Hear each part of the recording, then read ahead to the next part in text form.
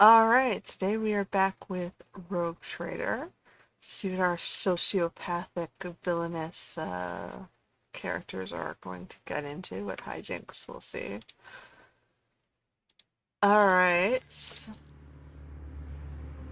we had just finished off getting to know our ship and doing some minor quests on it.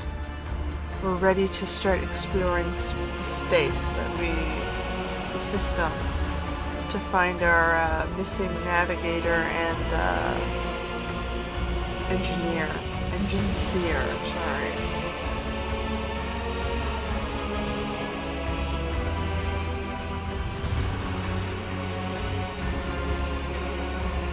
I gotta get used to the terminology. Alright.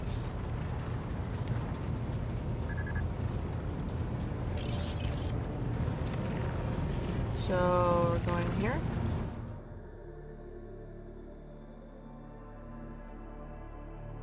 Let's see what the space holds for us. Okay, so we got a space map. We are here, I guess.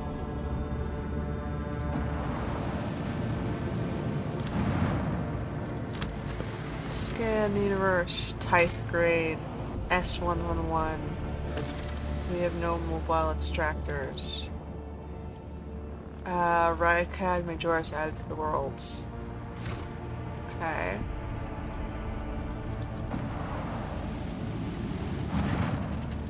Lord Captain, Astropathic Choirmaster Zachary Weiss is asking to speak to you via a private channel. Greetings, your ladyship. I can report that the choir is listening tirelessly to the Immaterium in the hope of picking up voices from the dynasty ships or worlds. However, we have heard something horrifying instead. Amid the Immaterium's tumult, something is screaming. This scream is driving your choir mad. Until it stops, we have no hope of contacting any of the dynasty worlds. It's coming from the Rycast System's astropathic station. Alright, what is the nature of this scream? We do not know, your ladyship, but it has brought the Immaterium to a boil. It has always been a violent, roaring ocean that could spell doom to any who considered stepping into its waters. Now, however, it has become a cradle of madness, where expelled images fuse together, twisting and cackling before crashing into the minds of all who perceive it. A mighty warp storm, likes of which I cannot recall, rages in the Empyrean and fills me with terror. Okay, and if the scream stops, will we be able to contact someone? I humbly hope so, your ladyship. Perhaps we will manage to send a call for aid to the Von Valentius worlds or one of the dynasty's allies. Alright, let's go pay a visit to the station then. A psychic scream is coming from Astropathic Station VX02537. Okay, that's up here. It wants me to go over there.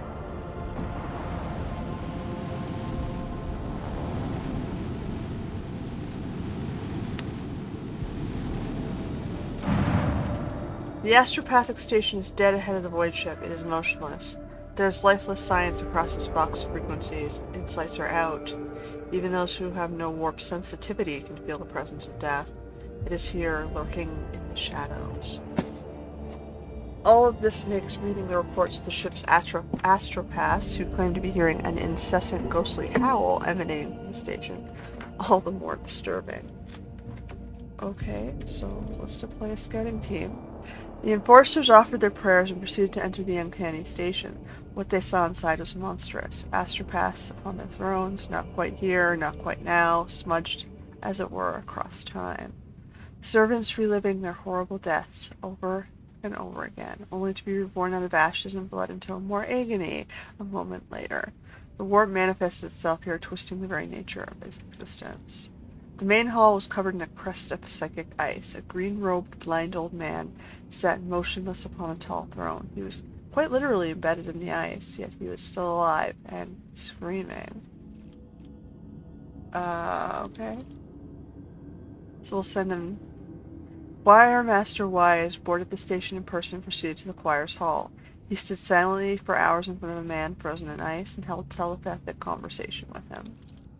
The Master Wise offered a prayer to the God Emperor, and an unfortunate man passed away. Upon returning to the ship, Wise reverently presented the Lord Captain with a grin trophy blah. The late choir master's amulet taken from his frozen body after his death. We received denial of nightmares. Okay, so immunity to the horrors of the warp. The psychic shriek carrying across the immaterium has been silenced, but this has brought the crew no relief. A chilling realization came to the astropaths when they discovered that the cry was masking a different sound. One even more terrifying and surreal. Oh, great! It was the melody of a cataclysm born from a warp storm of a titanic power. So intense, the entire expanse must be able to hear it. It muffles astropathic messages and crawls into psychers' minds, evoking everywhere the same image, a dark, gaping, beastly mouth cleaving the universe in two. Now that the mad choir master had finally stopped screaming, the song of the immaterium has reached the rogue trader's void ship too. Order to be explored. A brief and chilling chronicle of the station's doom was found in the scribe's records. A warp disturbance of monstrous proportions wiped out half of the choir at once, turning the astropaths into living portals through which torrents of the immaterium's energy poured out. Those who lasted longer bellowed and hollowed about a black rift that had split the universe into before and after, and a darkness that would devour the astronomician's light. Alright, let's just burn everything. Screw it. Void torpedoes shatter the fragile station. One can hope that the unfortunate souls captured by the warp have perished along with their home. Alright. Well, that's done.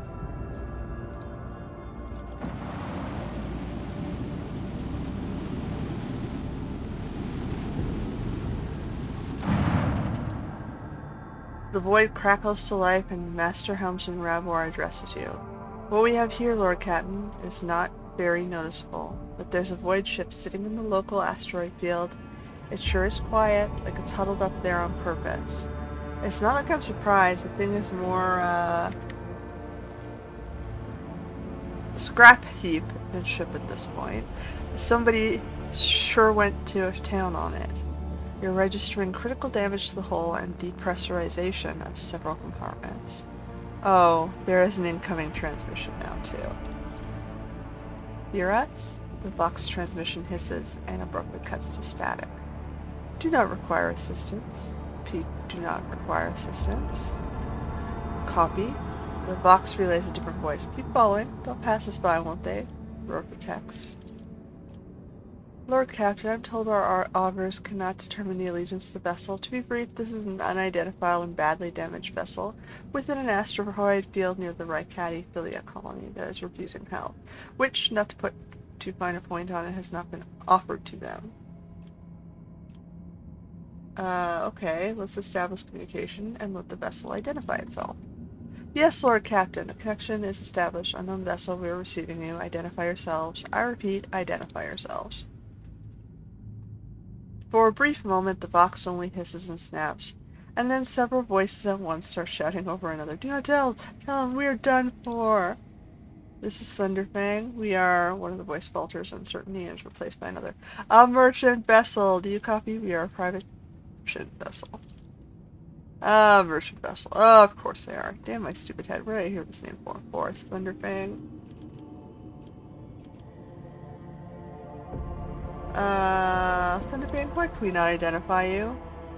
You can make out hoarse and furious whispering even over the crackling of the stack. Why? I don't know. Why? Certainly not. The whispering dies and a clear, youthful voice cuts through the static. Our vessel is badly damaged. Damage is preventing the correct identification. Reassure you, so merchant vessel. Thunderfang does not require aid. Main guns, deck of my order, and weapons target Thunderfang. Your leadership, please restrain your anger. The void ship has a spacious hold. Perhaps you would be willing to establish trade relations. Let us at least find out who they are before you smite them with your righteous fury. Fine, Dan Rock, have it your way. Main gun, belay that order. May the God Emperor bless your wisdom. Damage report. Telemetry shows multiple hull breaches, most likely caused by the guns of a combat ship. Several compartments are leaking air. The bridge has been almost completely obliterated. 2 of the engines are critically damaged.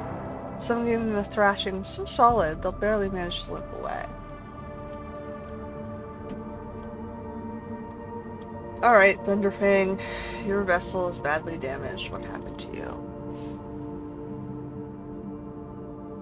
The Vox responds by bursting into a cacophony of sounds, words, and emotions. Someone chuckles bitterly, another swears with some foul expletives, and yet another hisses, furiously demanding that the others shut up. You manage to make out little from all this noise. We were just flying, minding our own business, straight out of the blue and opened fire. Miracle we could get out of the way. Emperor protected, and then more fire. Who, the void only knows, hoisted our tail, bombed everything. The folks, our folks, are left without help. We never got to tell them. Okay, stop playing games and explain again what your business is here. This time I highly recommend the truth. Happy now? What have you done, idiot? It's too late now.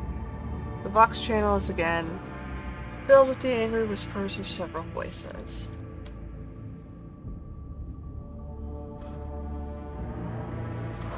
The whispers and static are drowned out by a clear and slightly frightened voice. Do you copy? We are from the Fellow of the Void. We did not come here to loot, on a different business, to help out our own out of jail. Do not hurt, please. We already had our Chronos cleared. How about striking a deal? Our hold is full. Of plunder, I mean goods. In case you're unaware, Lord Captain, the Fellowship of the Void is a disorderly assembly of several dozen pirate factions in the Chronos Empire. They consider themselves above regular heretics, solely because they sometimes have Vox conversations with those whom they are about to board. Were it up to me, I would make them eat a salvo of the macro cannons to shake the scum loose from the decks. They certainly deserve it. The honeyed voice of the High Factotum interrupts the translation with a polite cough. I would wait on destroying the vessel if I were you, although the moral aspects of their livelihood do cause some awkward questions. The Fellowship of the Void remains a major supplier of goods to the local market. Perhaps you'll find dealing with them acceptable, especially in a situation where performing a warp jump is impossible. Fine. Commercial exchange.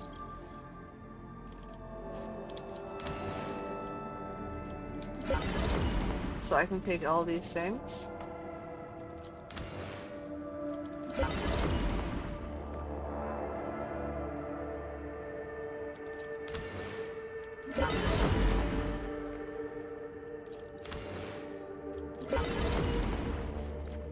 What can I sell?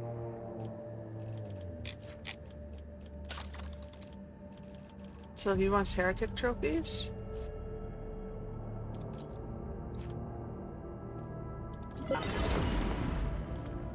That's all I have to offer him?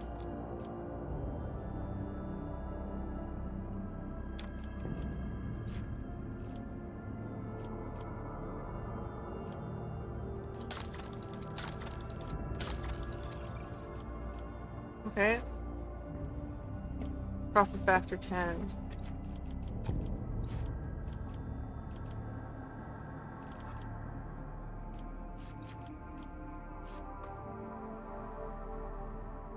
Okay.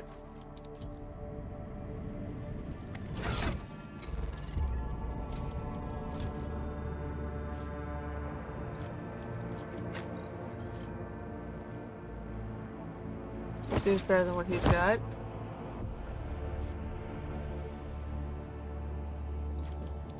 He's my ranged attacker. What's this one?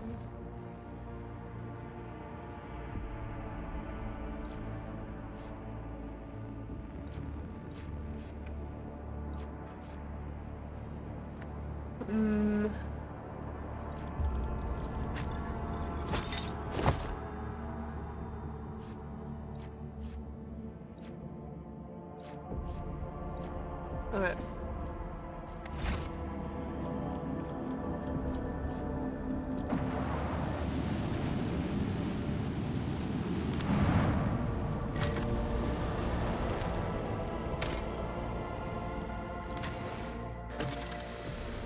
guess I only have one party. I should level them up. Let's visit Ricadiphilia, the prison planetoid.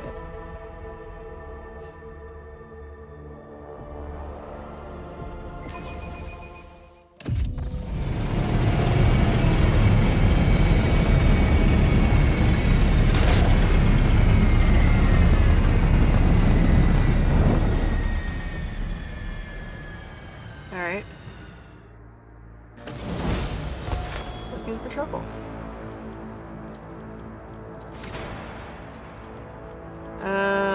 So I'm getting a talent.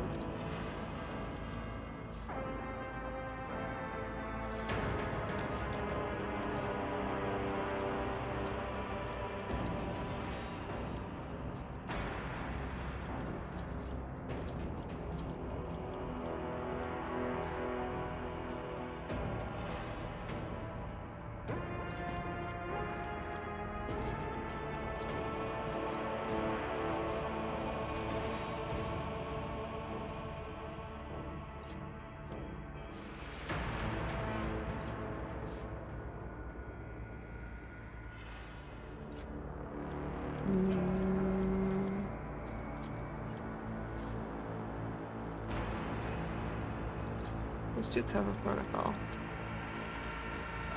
Intelligence is my joy.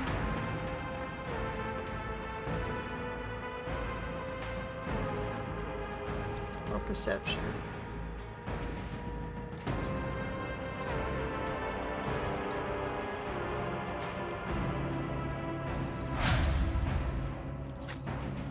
Alright.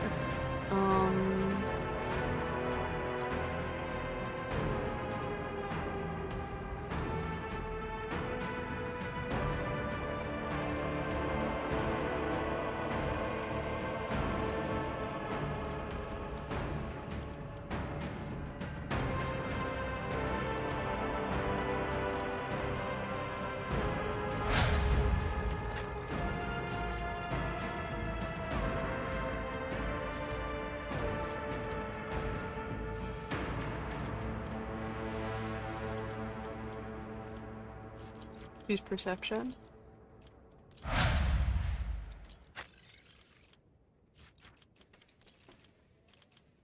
She's my gunner.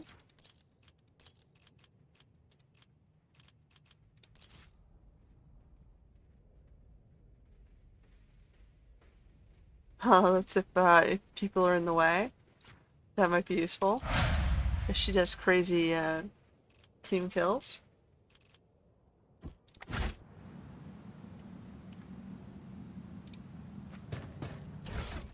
Give me all the things. Places such as this make me think of snow.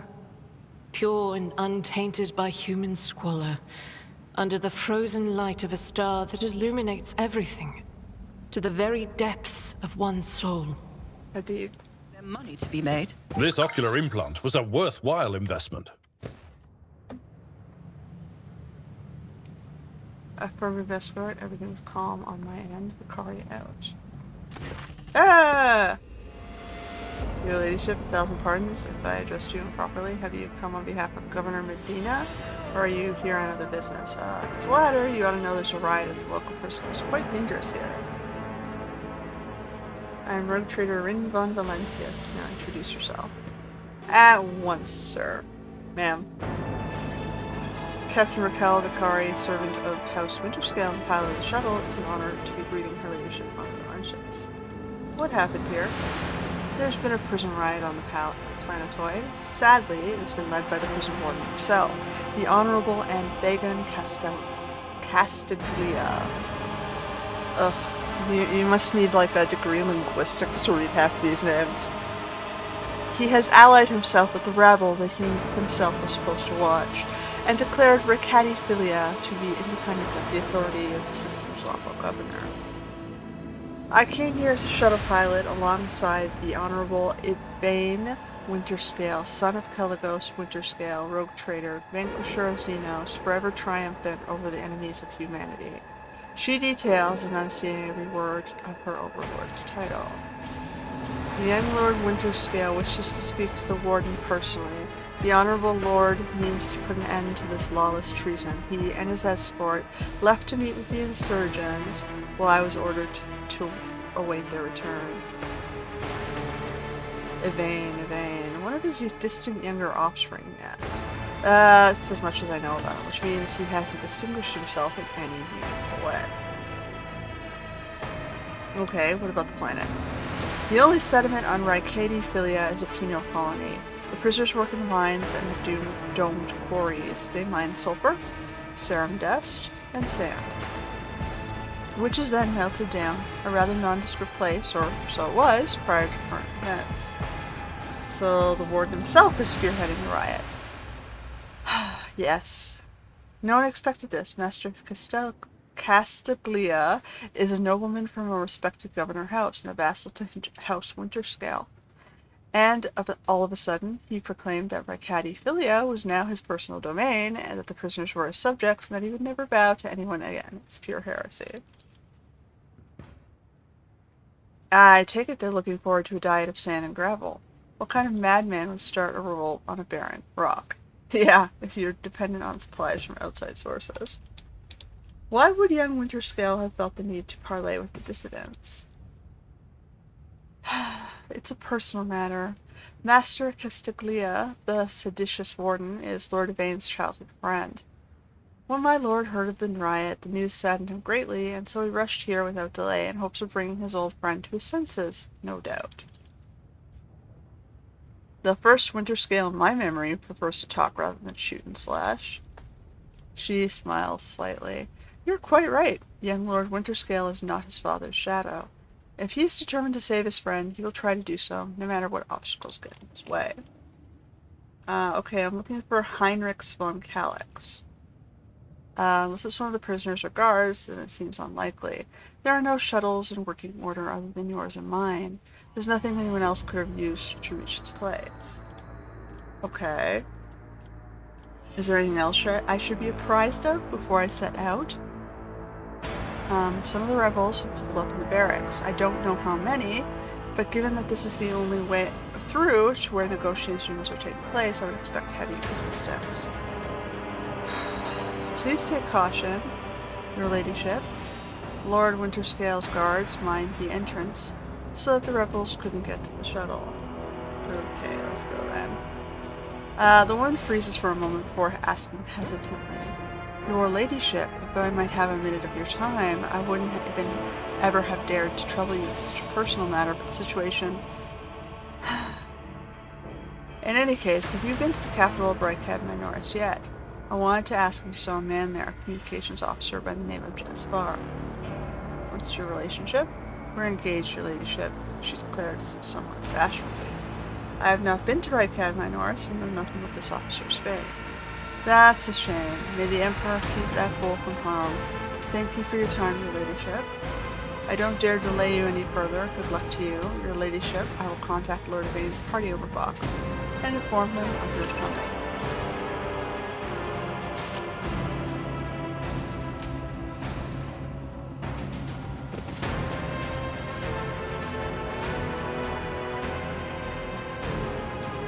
Your seneschal is always there for you. I woke up with a feeling of wonder, as if a field of flowers was blossoming nearby. A child was saved from death. 1,000 heretics were burning alive, begging and sobbing I always keep and my howling. options open.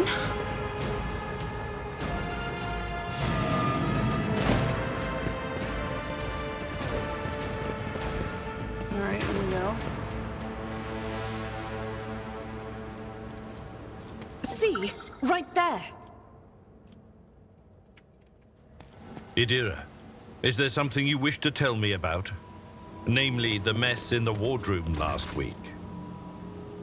Ugh, stop blaming me every time one of the officers flies off the handle, old man. Not every brawl or disaster on this ship is because of me. Not now, people. Stop fighting.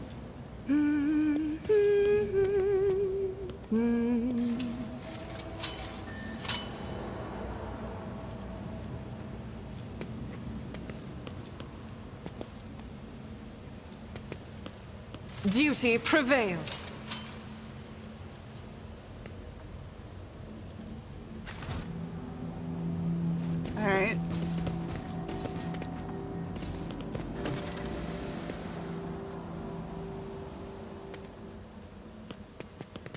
Oh, I'll okay, make an privilege. example out of you! You'll make a suitable sacrifice?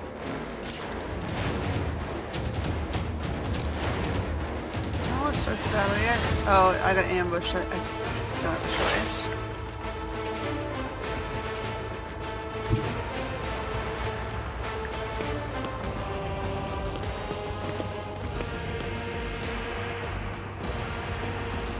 On it.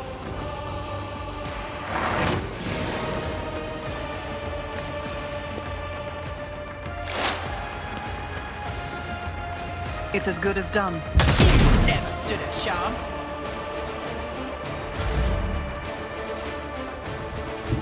God Emperor, move through me! Be the fire in my heart!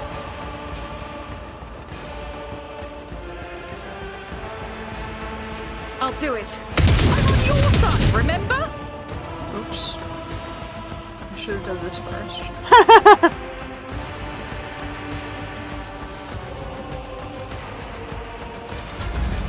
Oh, there's more guys over there. Oh no. Brace yourself, Abelard. Oh.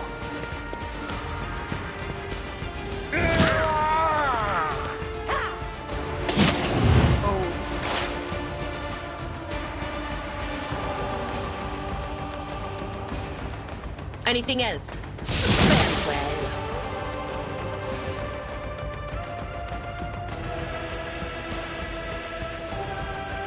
Will do.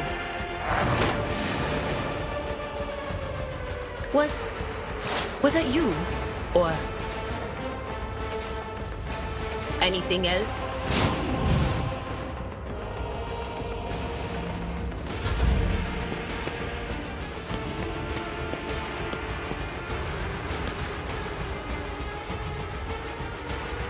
My place is at the fore. Victory is imminent. I took care of this one.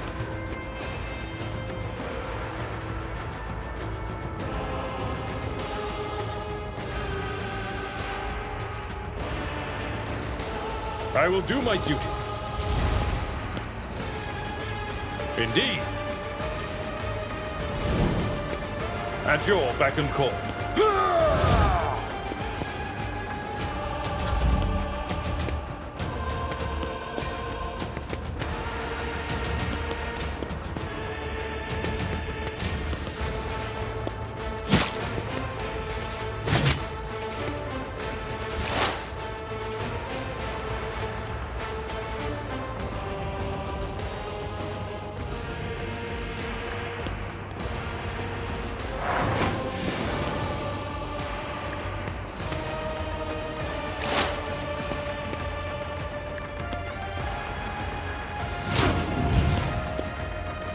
I'll see to it personally.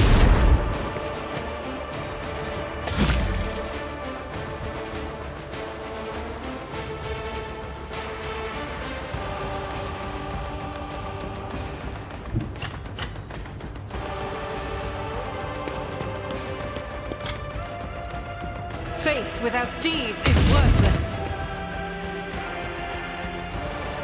As the Emperor commands.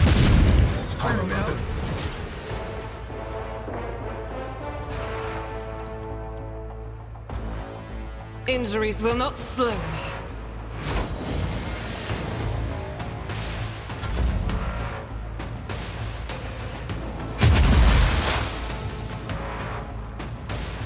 Okay. So I'm gonna start moving this way.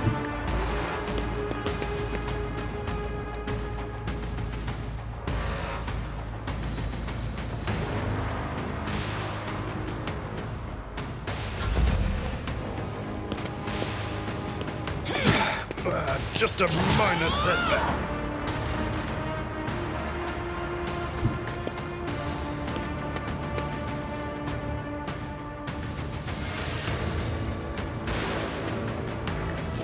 One fewer target. Victory is imminent. I will do my duty.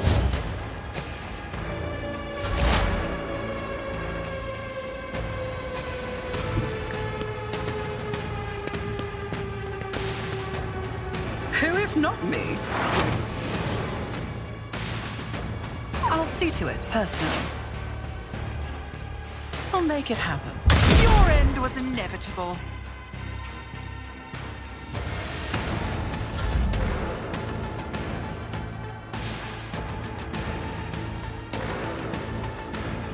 Doubt is for the weak.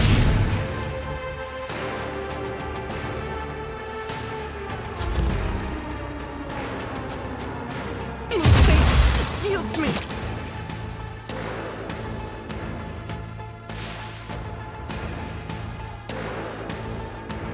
I know what is to come.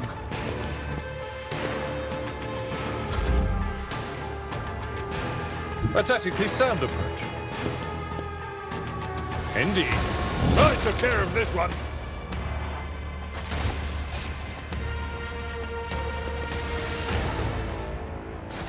Give me all the things.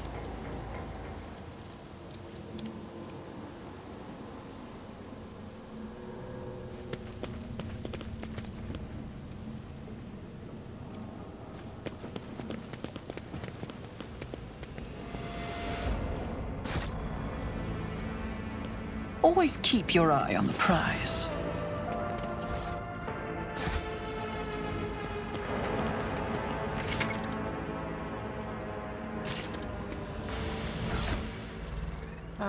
She seems like my grenader.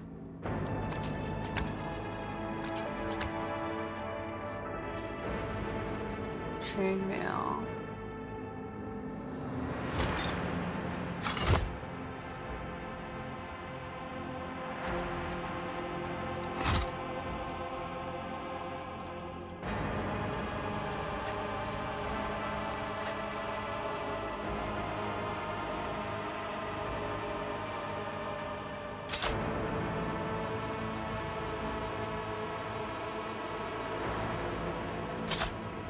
Let's start packing the things we're not going to use.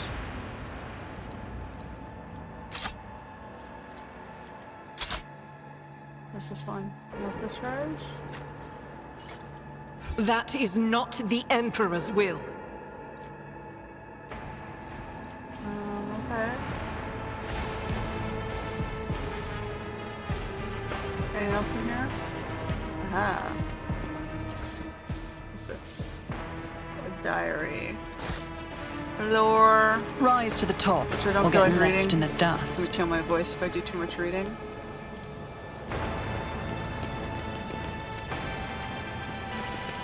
Hey, your virtuousness. How are you doing? I was born to wage war against darkness. I am always doing wonderfully when danger is near.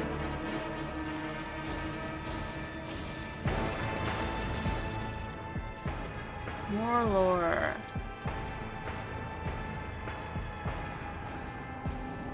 Alright.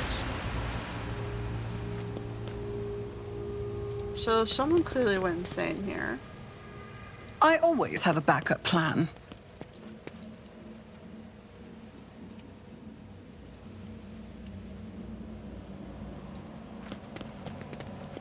Oh, nice. We can unlock that door.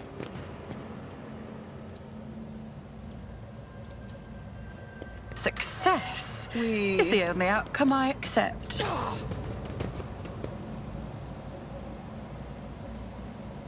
My brethren, the dawn is nigh. The optimates will guide us to our existence. Yes, yes, dear brethren, have a taste of my steel. Oh, I've longed for this, my dear brethren. They like that word, huh? Oh. Things that throw normal-looking faces. We thought we were gonna die here with these nutters. The old man with the gap-toothed smile drops his weapon and holds out his hands. In a placating gesture, please don't shoot us, your nobleness. Let us speak a word. Well, this is a welcome change, talking before shooting. Still, Lord Captain, the look of this ragtag bunch hardly inspires trust. Give me a reason not to execute you on the spot. Here's the deal. We're honest, quiet inmates. We didn't want to riot, but well, sitting it out wasn't really an option either. The warden's lapdog was to make short work of those who refused to join in the festivities. So we had to, play along. But that's all it was, play. We never meant to no offense to Governor Medina nor the lawful authority of House Winterscale. Give us a chance, eh? We just want to wait until everything blows over and go back to our cells and quietly do the rest of our time. A repentant, honest heretic. How noble. Judging by Abelard's tone, the Seneschal is utterly unimpressed with the old man's ingratiating monologue. Okay, so tell me what the hell happened. Why soil your tongue talking about that heretic? If you insist, here's how it is. The warden of this here prison, the Honorable Master Castaglia, was a crackpot from the start. The previous warden ran things the proper way. Prayer, 1 meal a day, work, a punch in the chompers from the guards, work again. But the new one, do you know what his first decree was? He introduced lunches and dinners. By the 9 devils, that's 3 meals a day. The man was obviously stark raving mad. Things only went downhill from there. The guards quit it. With the teeth punching, the warden forbade them. Instead, the overseer started counting which prisoners were digging out more things in the quarry or swinging their pickaxes harder or whatnot. And then, would you believe it, they put together a list of the best workers. And if someone on that list also showed good behavior, that's when they'd get promoted to an optimate. That's the upper crust among its jailbirds. Or, that's how it was at first. Then the warden decided it's the optimates, not the guards, who should be in charge of punishments. And that's how it wasn't, the overseer's job to watch the prisoners work. It was the optimates. Well, let me tell you, that's when these goody two-shoes really started to shine. The guards aren't even in the same league as our dear fellows, the optimates. In the old days, we had maybe 5 or 10 stiff kickings in a week. Now, we were lucky if it was only 50. Okay, so they treated the prisoners better, and then the prisoners started getting to self-manage. When they self-managed, it got even worse. Got it. That wasn't even the end of it. Warden Castaglia moved out of his chambers to live right here in the quarry, under the dome. And I think something in his new home really scrambled his brain. He began spouting the wildest things, like optimates are saints, and who will behold the truth. And he started taking them to the quarry. Not all of them returned. The ones who did, who wouldn't recognize them, more beast than man. They were butchering people left and right, even guards and overseers. The warden himself had armed them, and that's the whole sob story. But I knew it from the moment he let us have dinners. Oh, this won't end well. The old codger's right. Whenever nobles start giving handouts to commoners, something always goes wrong. Usually, when people are giving handouts to commoners, it's not commoners they're giving handouts to. It's a specific group of criminals that they're in leagues with. They're setting up usually relatives and someone who's making them wealthy. And those people don't often have the ethical morality to punish the crimes and do the job. So the tasks that they were supposed to be entrusted with slip.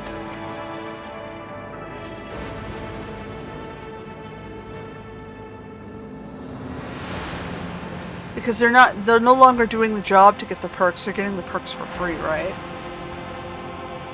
Why would they do the job? Anyway. Okay, so if I spare you, what do I gain from it? Now, how can those lowly jailbirds hope to thank your noble self? I have an inkling. You see, us here, we're, how should I put this, different from the rest of the prisoners in the place. They're all petty thieves from Rykad, Minoris, debtors, gutter snipes. There's no one serious. Now we, your noblest, are cut from a different cloth altogether. We're fortune seekers from the void. Why don't we tell you we're on Football Station? You know Football, the only shipyard in the best market in all of Coronis Expanse. Yes, so where on Football you can find some very serious business-minded people, and how you can get yourselves a very special discount from them on very special goods. Okay, what kind of very serious people? Like Mafia serious? The most serious kind, your nobleness. Have you ever heard of Fellowship of the Void? It's the largest, yeah, they're the Pirate Alliance. They have morals and codes. You can expect them to follow their morals and codes. Like, they're very careful who they target and why they're targeting them. And they usually have strict limitations on how much they're allowed to take and target. So as they don't step out of the shadows and become an annoyance, which it has to be taken down.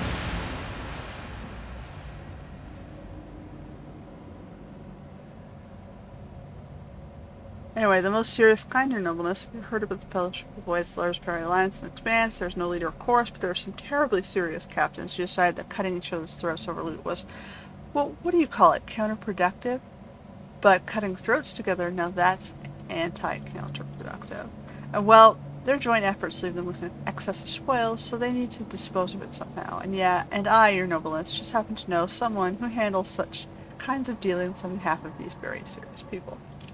Ah, your pirates. I came across a void ship belonging to your associates. They were planning to break you out. Well, now that's out of the bag. Our fellows were supposed to come get us a long time ago, but they got tied up somewhere. Void is cracking a gullet with them. And in all this time we had to wait this happen. Pardon me for trying to pull the synth wool over you. It's just that we wanted nothing to do with this whole warden nonsense, so what now? Will you let us go? Sure, no problem. Today you tell us a little lie. Tomorrow you stick a torpedo in our side from that ship of yours. If it doesn't fall apart the moment our helmsman sneezes in its general direction. Yeah, fine, whatever. Get out of here. You just saved me a battle. You paid for your life with your life. Oh, that's so great to hear, your noblesse. Just great. Now there's a true aristocrat, not that warden creep. And now then, your noblesse, for what way? If you're ever on footfall, there's this district there, the Shadow Quarters. It's called that because it's located behind the statue of our holiest emperor. Sure. I've known folks who called it something else, also on account of it being behind the statue. Don't repeat their mistakes. Oof. I tell you, Reverend Hieronymus wasted no time finding and burning them all. Forgive an old man for getting distracted. So football. Shadow Quarters, there's a bar there, built into the remains of an old ship, and in that bar in the back room a certain Riza does her business. Tell her Grandpa Bachbel says hello. You'll be her favorite client in the blink of an eye. There we are. Well, your noblesse. We'll be going now, if you don't mind.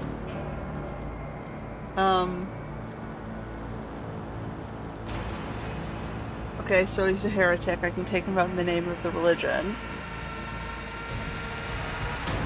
I can let him go out of pity, or I can just be an asshole and let him go.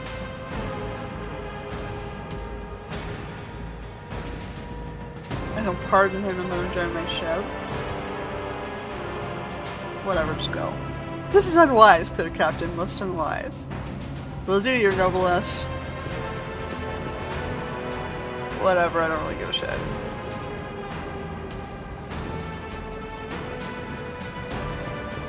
I'm playing evil. That's how it's done.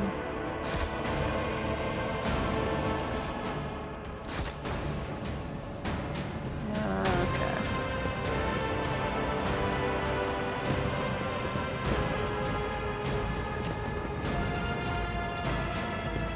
The Emperor favors me today. What's in here? Okay. Attention to detail is the key to success. Stuffs. So we got some stuffs. Bow hammer. Is that better than her gun? That's a bolt gun. It's better than the auto pistol she has.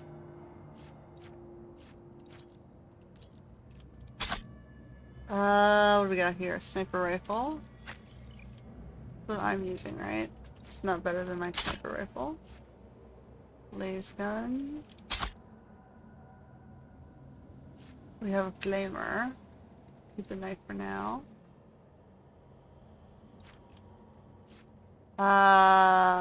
Burning toxin bleeding. I suppose I should give that to you then. So you're in the front most of the time. Alright, let's go.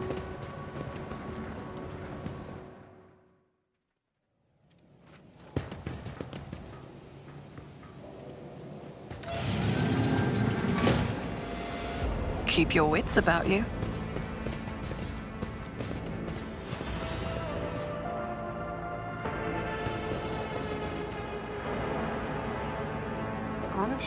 It's an honor, your ladyship. Lady von Valentius, my greetings. May the light of eternal Terra shine forevermore. The young man before you offers an impeccably courteous bow, then he straightens his back and looks you in the eye, not as a show of defiance, but with cool confidence. It is a gaze which one graces an equal. Yvain Winterscale, younger son of Caligos Winterscale, at your service. Okay, well, we'll do decorum. As am I. Yvain's voice is soft and immaculately polite. Please accept my apologies for the slight breach of etiquette. Here and now is neither the best place or time for protracted ceremony. Do you now wish to inquire where I now stand at the head of my house in Mount Theodora? A short-lived smile flashes across Yvain's face. I gather more than a few people have already put that question to you, or perhaps you expect to be accosted by such queries in the future. Honestly, I did not ask because I was afraid of being obtrusive and tactless. But to tell the truth, I am dying now. She perished in a cultist raid, one that took place right here in the right cat system. That's when I took the helm. Please accept my condolences. May Lady Theodora's soul be forever in Terra's eternal light. Yvain pauses for an appropriate length of time. Can I turn the sound down a little bit? The music is a little bit loud.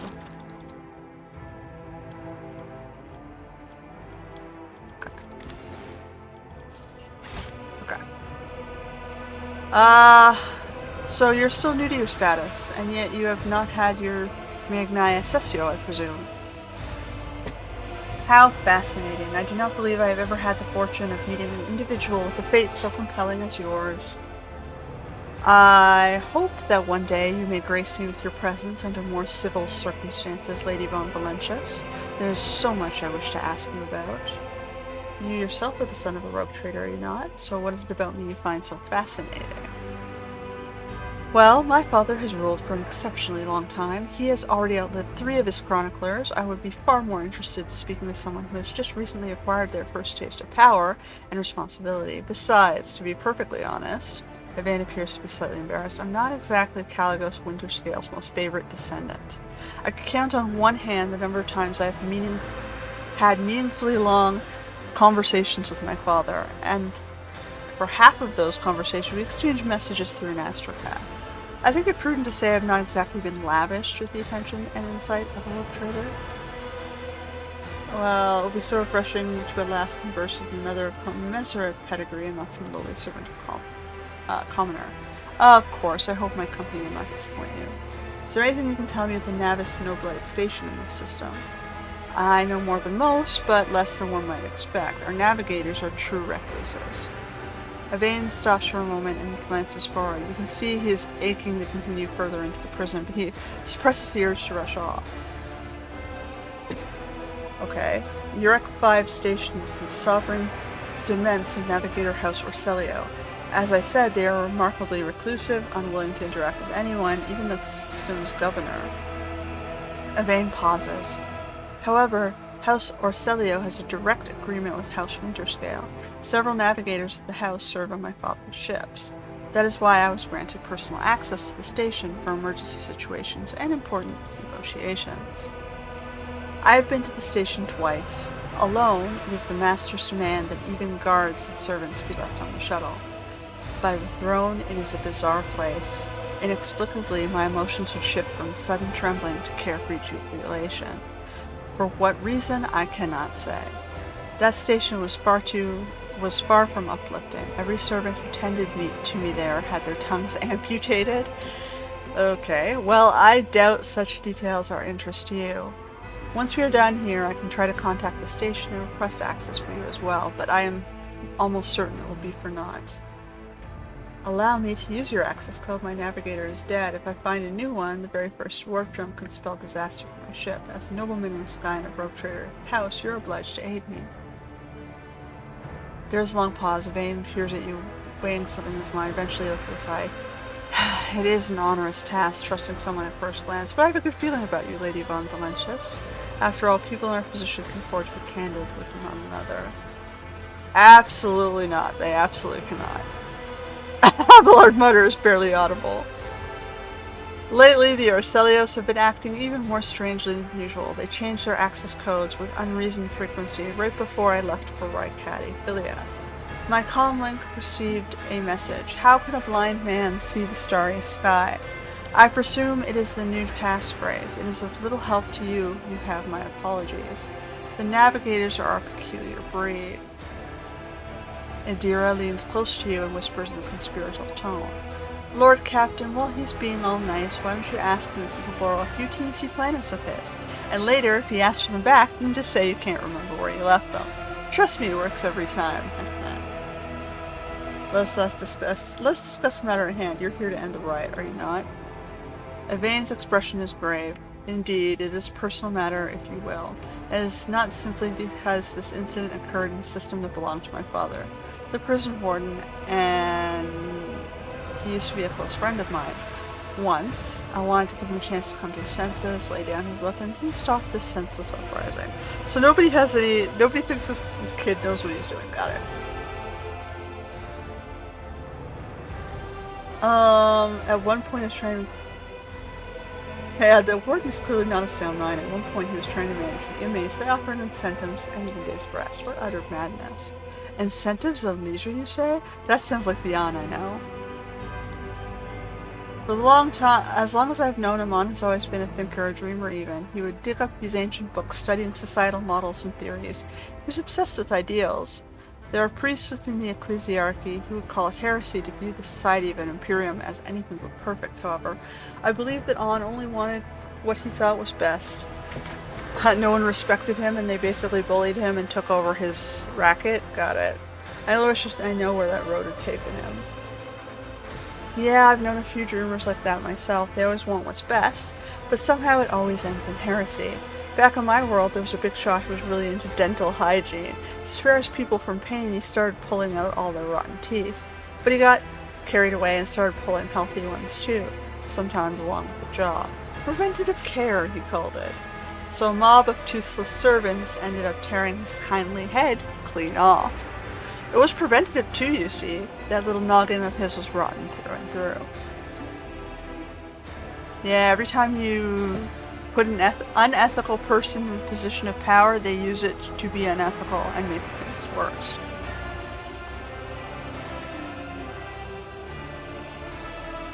It's very hard to find good ethical peoples to lead things. And it's very hard to get the unethical peoples to respect them and stay out of their way.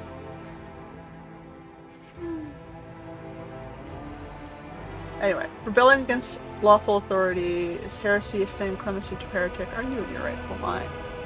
He is my friend and my father's vassal. I do not deny his guilt, but I intend to give him a chance to atone for it. Where is he now? He's up ahead somewhere and further below. We exchanged a few words over the box, and then he said he would meet me in the quarry behind the prison building. A strange choice for negotiations, but those were his conditions. Can I dissuade you from this escapade of yours? You cannot. Your lordship. Please, I kindly ask that you not waste your breath. My decision is final. Very well, I shall accompany you. I must admit, I do appreciate your company. The prison has given me a strong sense of unease, but the lift cannot suppose both our parties. If you're going ahead, wait for us in the quarry. We'll follow shortly after. Alright. Let us not dawdle.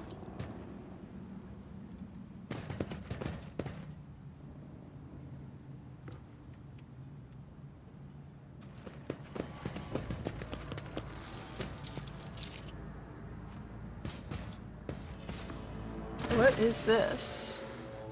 Everything in the appearance of a man walking towards you, his every gesture and demeanor speaks of noble birth. This creates a stark contrast with his hair, a matted knot that has not seen a brush in weeks, and his crumpled and filthy clothing. His face is pale and his eyes burn feverishly. Who are you? I was expecting my friend Yvain. When your wait is over, On. However, I do not come alone. I am accompanied by the Honorable Lady von Valentius. I should have guessed it would be you. What do you want, enemy of Aurora? You're a psyker. A warden is speaking. A strange sensation draws your attention towards the ground, specifically an open pit in the loose dirt. A single word spontaneously surfaces in your mind. Cradle. The pit itself does not appear to be much interest, but at some point it housed something of great importance, something faintly familiar to you. The warden's words are suddenly drowned out by a chorus of voices in your head. The entity that dwells in the recesses of your mind rejoices in a cacophony of cries. This place, it holds great significance for the entity. In the frantic chanting of voices, you can almost make out words that speak of an ancient grave, one that was opened for it contained a priceless treasure, a most coveted prize that was retrieved by the faithful after a centuries-long search. That pit, there's something special about it, is there not? An item of value is buried there. The warden's gaze bores into you, and he smiles at the corners of his lips. You're too late, enemy of the truth. This bastion has already fulfilled its great purpose. You will never find the trail of the reclaimed relic that now rests in the hand of the devout. Who is Aurora? Oh, so you've managed to barge in here and interfere with the prophetess's designs without even knowing who she is. But it's too late now. You will never attain sight. All you can do is accept your fate. He suddenly stirs like a predatory beast. I do not like it when people take the prophetess Aurora's name in vain. I desire your death, enemy of the truth. Wait. The warden raises his hand and the maimed people start thrashing about with death throes. The time for words has passed. Optimates, give me your power to the harbinger of Aurora. Let our foes see the truth or become a You will beg for mercy, but I will grant none! I will take you down. Alright, well.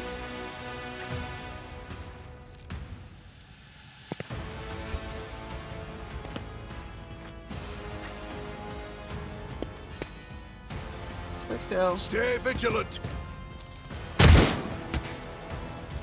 Death to the weak.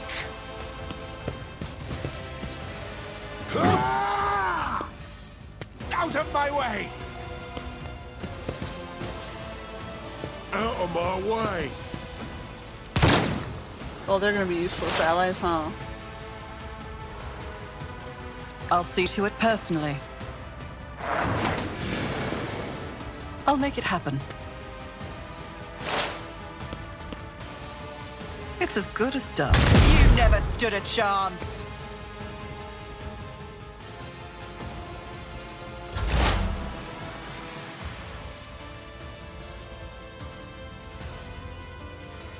Will do.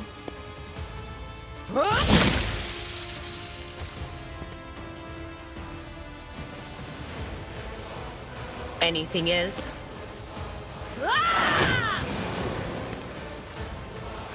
But of course.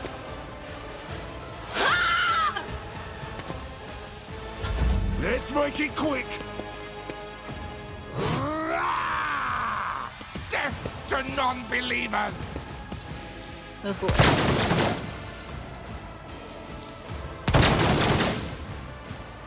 I serve the ruinous powers!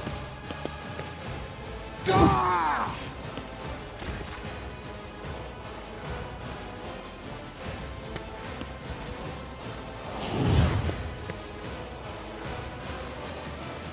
Guided by faith!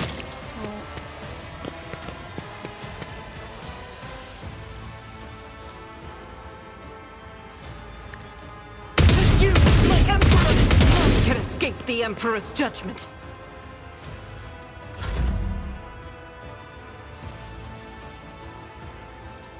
At your beck and call. One fewer target. It will be done. Victory is imminent. I will do my duty.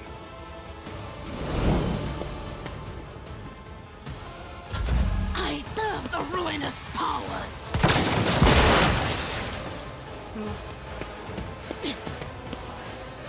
Here we go. Weapon at the ready.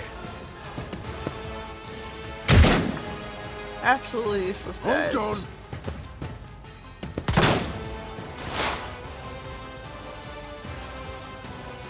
This really should.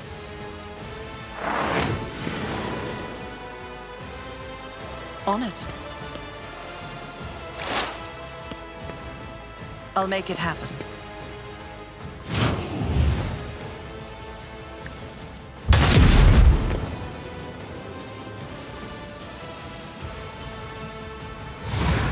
Oh, okay, I gotta kill those things, huh? Alright, there's one here.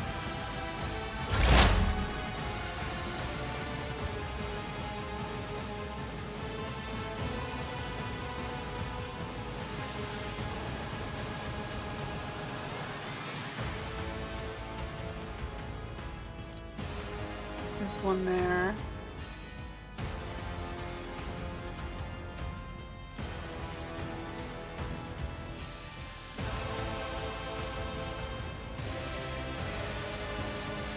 On it. What an unfortunate turn of fate.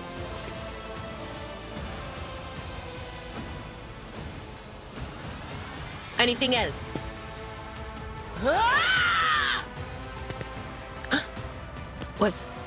Was that you? Or my prescience has failed me. Guides me.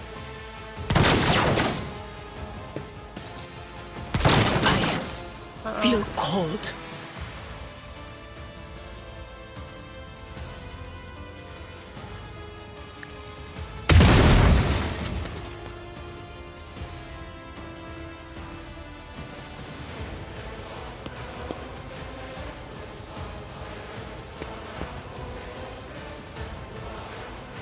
Rejoice in battle! Should I take this one out?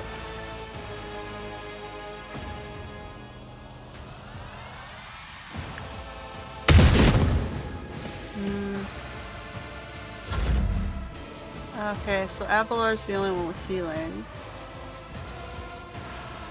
That's not the Seneschal's job. I've seen worse battles than this in my time. This wound will make a fine scar. I owe you one.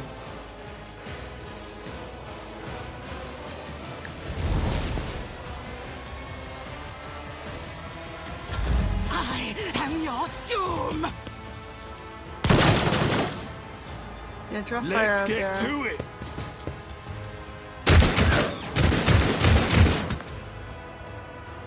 Break them up. Let's get to it.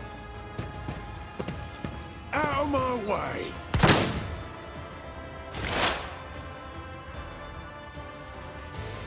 I don't need luck. I have strategy.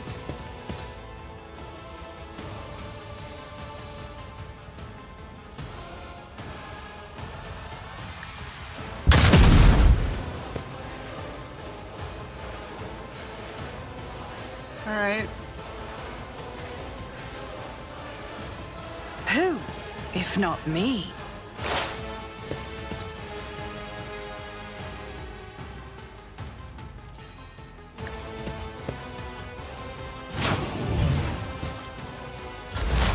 High momentum.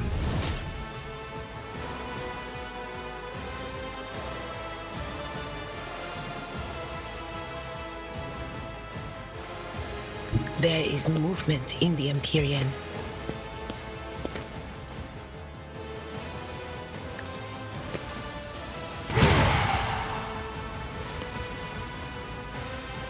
Will do.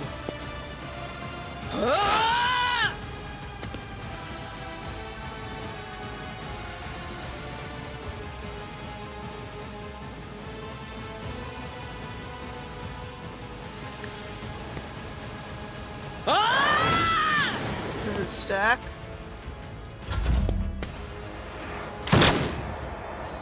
Chaos guides me.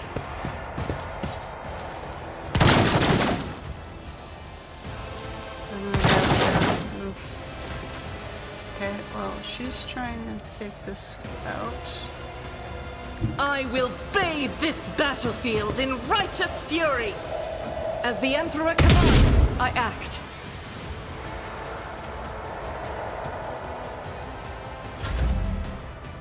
Alright, well, he's gonna be running around taking these guys out, I guess. Follow my lead.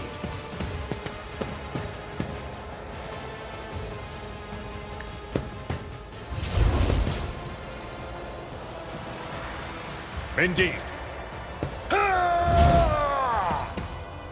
if I can take that guy out.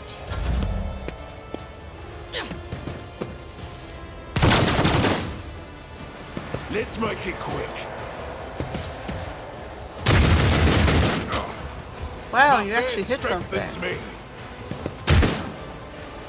Here we go. Wow, you did too.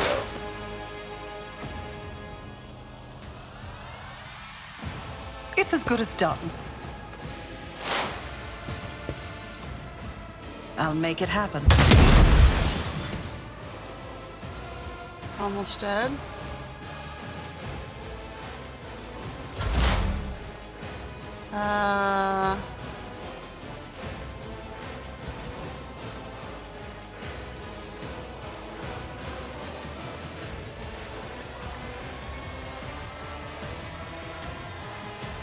I don't really want to step her out though. I can hit with this. I need to get her closer. They who discern the future own the battlefield.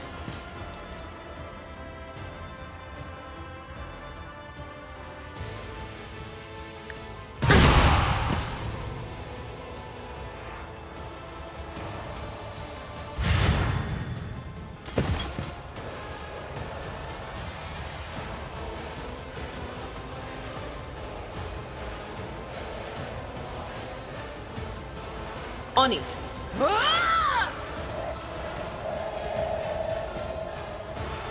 But of course. Hold on. Death to the weak.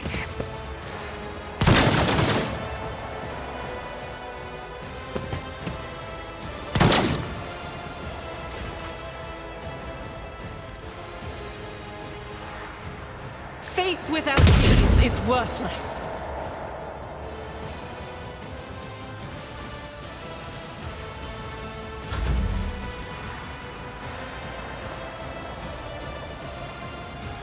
Tried and tested tactics are the best ones. It will be done. Oops.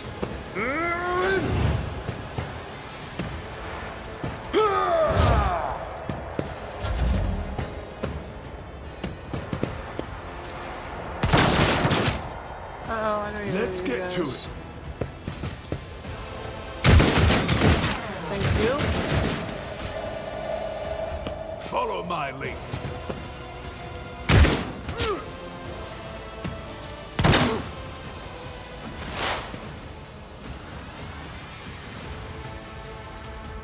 On it.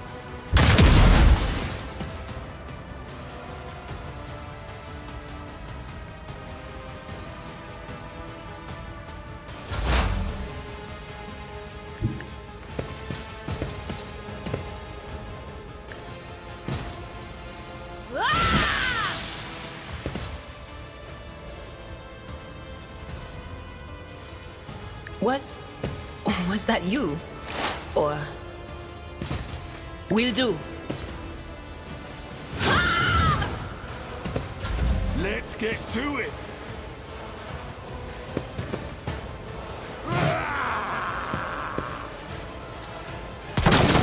Can I fall back now?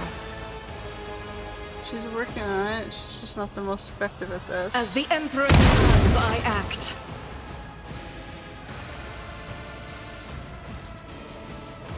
In thy light I stand, and thy light I crave.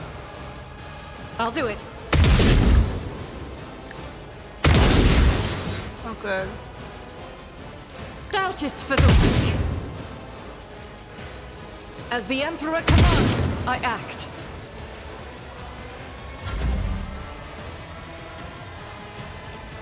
At your beck and call. Ooh, he just flung him all the way down. It will be done.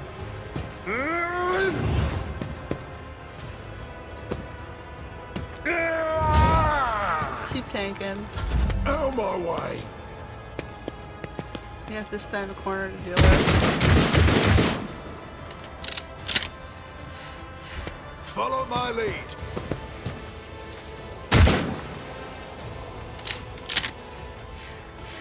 Let's make it quick.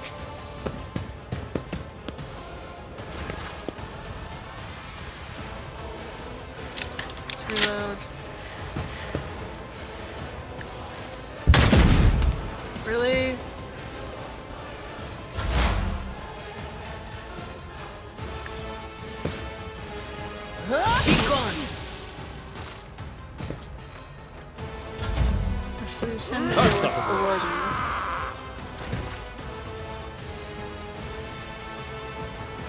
God Emperor, move through me! Be the fire in my heart! Nope. I will do my duty. At your beck and call. Victory is imminent. Here we go.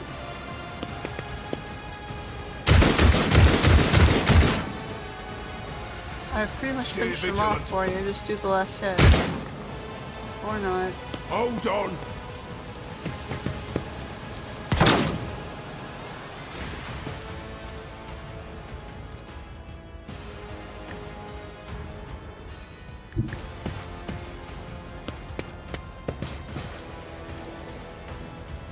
I can't see him.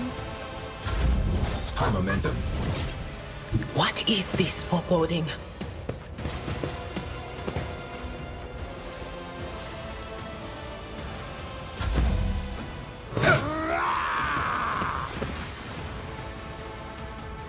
The enemies of the Emperor will be undone! I'll do it.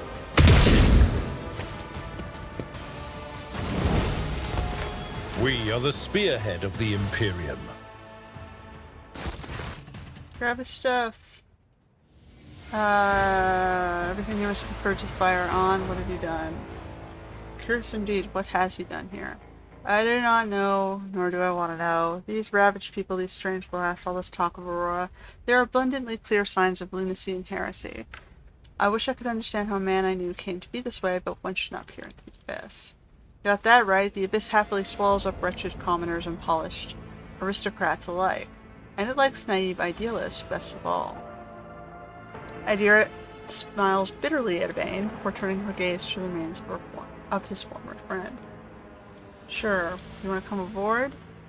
I thank you for the invitation and accept it gladly. I will arrive by shuttle in a little while. If you excuse me, I would like to be alone for this time being. After I steal all this guy's shit.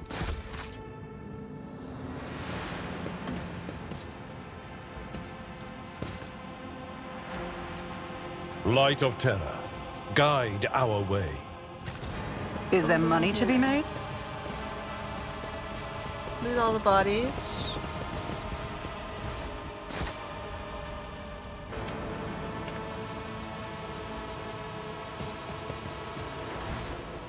Loot all the things.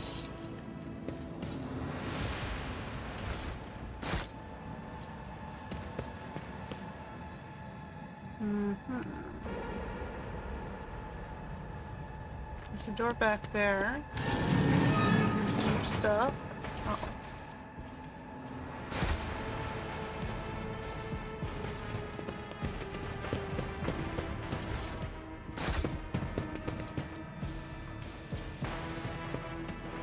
I always get the job done. Success is the only outcome I accept.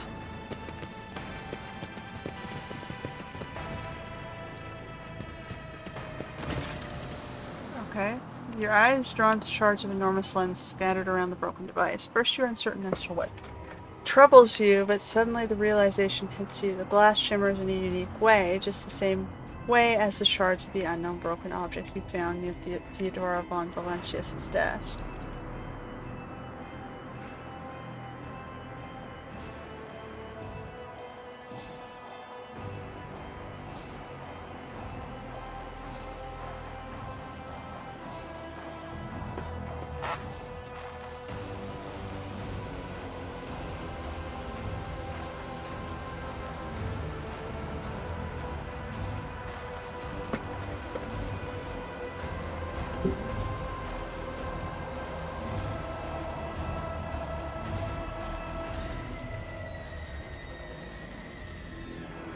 What's the matter, Lord Captain? Why are you so interested in...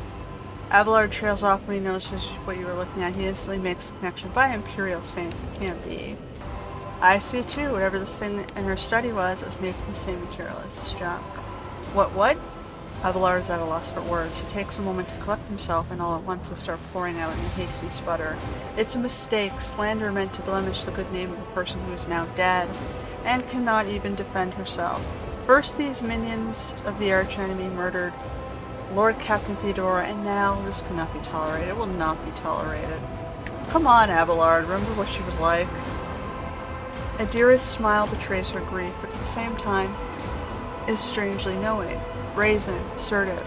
It was like her entire life was race against fate until fate caught up with her in the end, and she would have gone headfirst into a black hole if she had thought it would put her even one step ahead of everyone else in the expanse.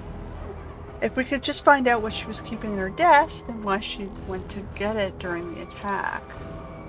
Sister Argenta's beautiful face is full of grief. How bitter it is to know that you were born from bad blood, but do not let this knowledge drag you into darkness. The sister's words ring with a genuine, sincere hope that you will be blessed with a worthier fate. She does not appear to be shocked by the news of Theodora's possible heresy. Life must be so easy for you, sanctimonious preachers, a dubious trinket, and you no longer see a person, you see a bad blood, an annoying hindrance. There's enough venom in Adira's voice to poison an entire regiment. Argenta recoils, but the next moment her dark eyes ignite with fury. How dare you admonish me? We are speaking of abetting the archenemy, a person who has tainted themselves and thus can never justify their actions. Sure, why go through all the trouble of trying to make sense of anything when we can just label them a heretic and call it a day? Except, dear friend, I seem to remember that you didn't mind Theodora so much. While you were aboard the ship, you didn't leave her side even for a moment. She rescued you, aided you, and your adoration wilted the moment you heard an accusation sully in her memory. You weren't surprised or upset, you just gave up on her and moved on. Adira is right, it's too soon to cast accusations of heresy. Rin, don't be naive. Theodora kept an unsanctioned witch by her side like a pet. Do you really believe she would think twice about crossing the line in other ways? Oh. Level me.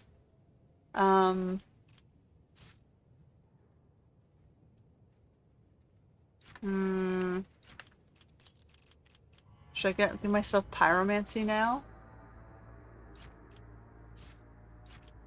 Or should I give myself healing powers? Now I get 2 powers. I can be a divine healer, or I can be a divine pyromancer. Maybe I should be a healer, because we're going to run out of med packs.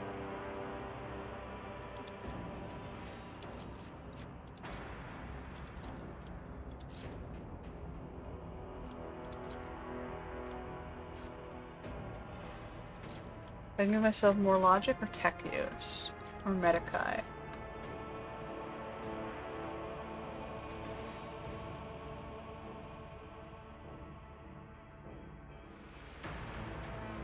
Maybe I should make myself a healer. Alright.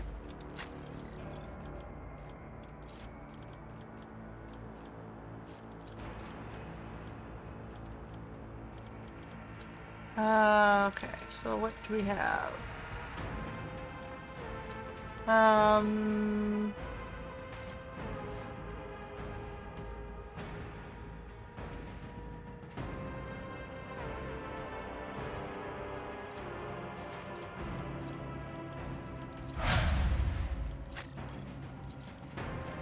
Prophetic.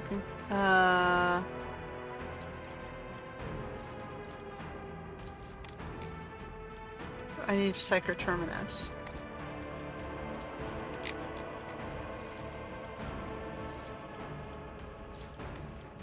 Okay, so she can get another power. She's telepathy divination.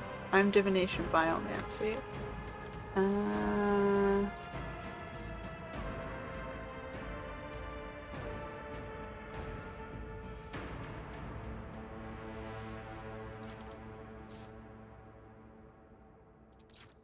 Line them.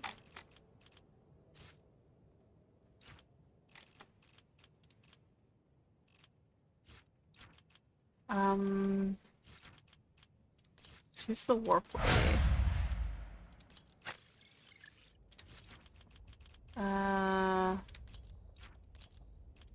Ballistics for you.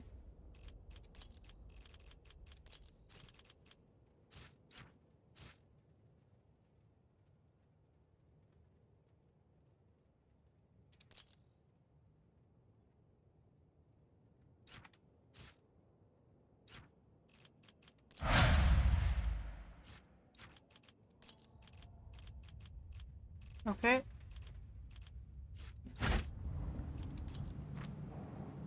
How do we get here? Rise to the top, or get left in the dust. Okay.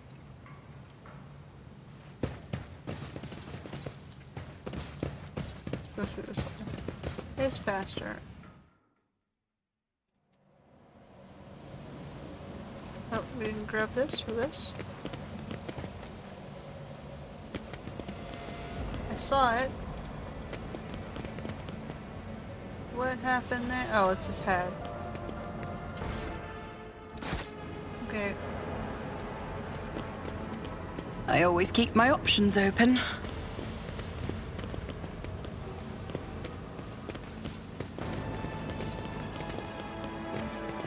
We're not getting here?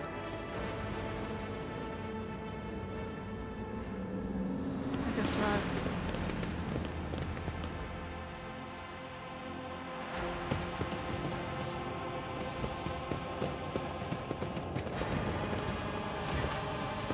The royal rebellion has been crushed. I do your lord.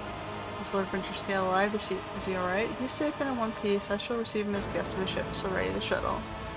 There is visible relief in the pilot's face. Clicking her heels together, she cheerfully barks out, "Consider it done, your ladyship. Thank you for the good news."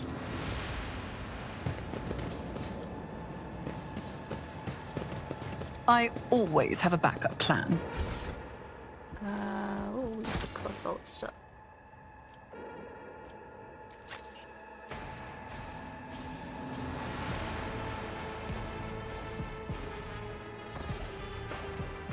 Permission to report, Lord Captain. Over the past few days, I've received several messages from different decks complaining about anomalous behaviors in the ship's cogitators and servitors. The machine spirits are restless and rebellious, and no tech litany or ritual pacification can rid them of this obstinacy. The tech priests can deal with the vessel systems, but the servitors, they make errors in their tasks, disobey orders, change the assigned rituals, or sometimes downright freeze as if in a trance. A click comes through the Vox channel, followed by a weary sigh. Lord Captain, occurrences such as these are caused by errors in cogitator calculations or have some other sensible explanation. I beseech you not to take after those who whisper about the ship being cursed or possessed. Adira joins the channel and chimes in playfully. Oh, don't start, old man. All these peculiar happenings have long since turned into local legends. A door slams shut, a lumen starts flickering. Folks have grown used to all that, so our resident ghost has decided to up the ante. I'm telling you, things are only going to get worse from here. The technomats inspected the servitors and concluded they posed no danger. According to the servants of the Omnissa, such behavior is caused either by the echoes of minds not completely eliminated or by manifestations of machine spirit's will. Nevertheless, the faulty servitors make the crew's task considerably more difficult, and High Factum Generous Danrock would like to discuss how he should deal with the defective property. He is awaiting your audience on the bridge. Really? Alright, fine, fine.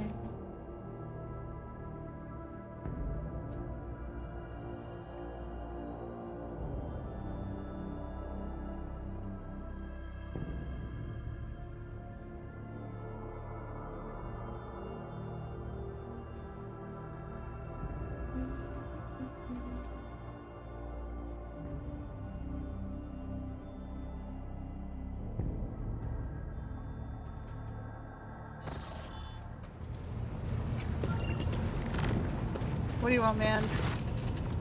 Please, pleasure to see you, Lord Captain. How may I be of assistance? Brickness informed me of a problem with the servitors. What happened? You see, your ladyship, the ship's servitors have been malfunctioning of late. They violate protocols, interrupt their tasks, observe crew members for long periods of time, and move erratically with no meaning or purpose. Janus Stanrock nervously pulls on his luxurious frock coat as if it were uncomfortably tight. Had it been a routine technical fault, I would have decided the fate of these servitors myself, but I deemed it necessary to notify you. I do not wish to hide such irregularities from the Lord Captain. If you wish to observe the servitors' unusual behavior before you decide their fate, this can be arranged. The majority of the defective units have been delivered to one of the storage compartments, pending your decision. Sure, let's go look at them. As you wish, your ladyship. Alright. When her ladyship arrived at the scene, she found servitors in the same position that they assumed after they had been corralled into the bay, all standing in a long spiraling line facing the center of the strange formation. The moment her ladyship crossed the threshold of the bay, their bodies jerked into motion all as one, all obeying command. The servitors turned to face the Lord Captain, the technomast tasked with overseeing the defective units, even reaching for their weapons, but then all the servitors went just as still, abruptly, staring at her ladyship with vacant eyes. All present held their breath, disturbed by the sight, all waiting for Lord Captain to speak. Lady von Valencias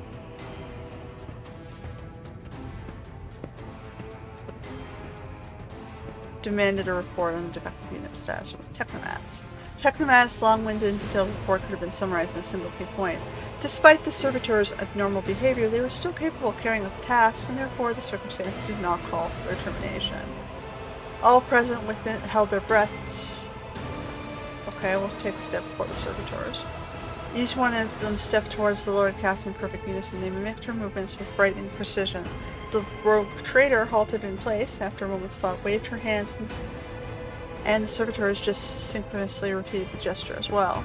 When the Lord Captain turned quizzically to the technomats, so did the servitors, as if mocking her. Whatever the Lord Captain did, be it an incline of the head, a wave of the hand, or a step to the side, the defective units repeated it without a moment's delay or hesitation, like grotesque marionettes controlled by an unseen puppeteer. We observed this mine unfold in distressed bafflement for nearly a minute until the servitors finally came to a stop. Not sensing any threat for them, the immediate rogue trader approached with confidence. I'll examine. As High Factotum, it was I who prompted the entire inspection, and thus it was my duty to follow the Lord Captain. As we stepped closer, we noticed a fascinating irregularity. The servitors' pupils, normally still, were shaking wildly. Their bulging veins were pulsating under the copper collars inscribed with their past offenses. It was as if their mindless half-machines were locked in perpetual state of extreme tension. So these are our slave prisoners? Is that what you're telling me? They're our slave prisoners? A visible shaken technomat behind us proposed that the human souls had awakened within the servitor bodies after a long slumber deep within their lobotomized brains. Formerly bereft of intelligence, they had attained awareness, feeling, and understanding. After a pause, the technomat added that the servitors used to function properly and that no one had been able to explain the change in their behavior. Her gaze still trained on the motionless but animate half machines and half people, the Lord Captain. I can kill one of them, or I can step away. God, do I want to be super evil and kill one of them so they stop, miming us? Or are they going to start killing each other if I do that? Let's see if they follow me. Let's be evil. The moment the blade sliced open the pale flesh, a wild howl washed over the cargo bay. We heard the screeching and cackling of servo motors. As if having regained the ability to feel pain, the wounded servitor struggled to open its sewn mouth. But all it could muster was a stifled moan of horror. The Lord Captain's victim fell to the metal deck, with all the other servitors came crashing down with it. We all felt the grip of an unworldly, bone-chilling cold. Yeah, let's see if they'll mime me now, or if they have brains. As I met the technomat's fearful gaze, I realized that none of those present had any explanation for what had just transpired. The engine steer's prime proceeded to the center of the spiral.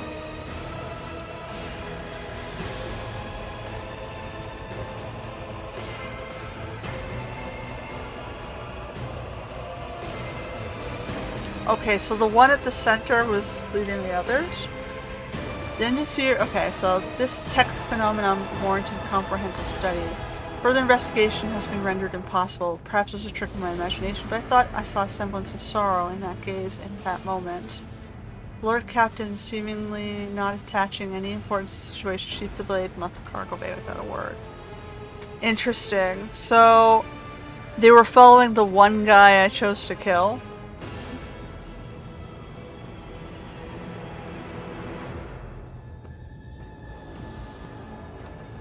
It was only one guy.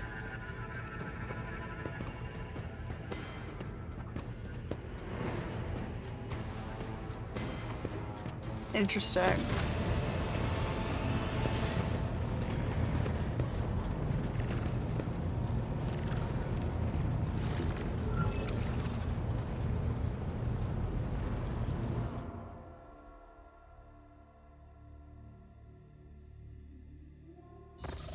We don't have need of slaves.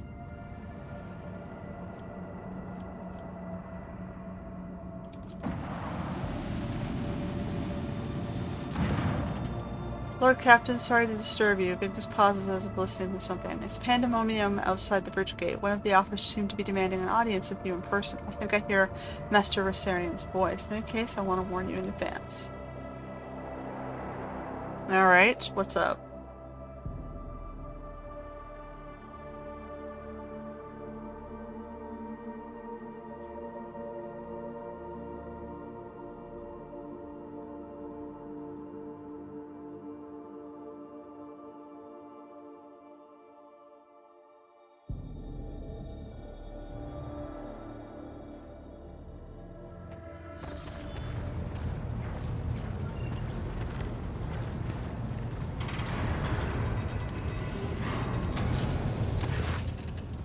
The everyday sounds of the bridge are disrupted by voices raised in anger. Avalar's voice the loudest of all.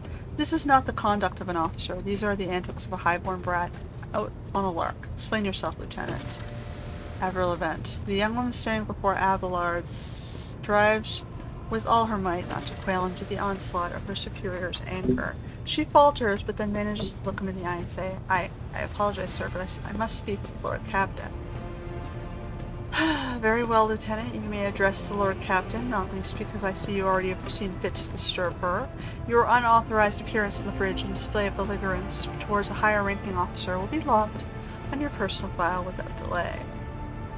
Lord Captain, Lieutenant Avrilla Brent, requesting permission to speak. Vent falls silent and then adds rashly, on a matter of extreme importance and urgency. You may speak, but I want to hear a report, not a shouting match. Having two officers bickering in full view of the bridge is unacceptable. I'm sorry, Lord Captain. I thought that drastic times called for drastic measures. This matter cannot wait. Any minute now, an assault unit will be dispatched to the lower decks on orders to crush the workers' strike by any means necessary. But I am convinced this step is unwarranted, and that the crisis itself was provoked by actions of one of the senior officers. Uh-oh. What happened? Lord Captain, I urge you to investigate the actions of Seneschal Rosarian and to intervene in what is happening on the lower decks, because very soon we'll have a mutiny or a massacre on our hands. Okay, how did this start? The situation will boil over at any minute, so I'll give you the condensed version. It began when the enforcers found a cultist amulet in the body of someone who'd been killed in a drunken brawl. We reported it up the chain, immediately arranged for a cleansing rite to be performed, and opened an investigation. No heretics has been found alive, but the search has brought tensions between the enforcers and the workers to a head. So how is this Avalard's fault? I shall explain. I beg you to hurry, time is running out. I will not hurry, since my competence is under scrutiny. I shall speak for as long as I see fit. There is an established order to the way things are done on the ship, and one of the pillars of this system is that the rogue trader's attention is not distracted by trivial matters. It is the Seneschal's role to ensure that. I have always handled internal problems myself, so of course, when I received information about cultists hiding on lower decks, I took the matter in hand. As long as I live, not one of the vermin who murdered Theodora von Valentius will find refuge on the ship. You are far too heavy-handed, Seneschal Rosarian.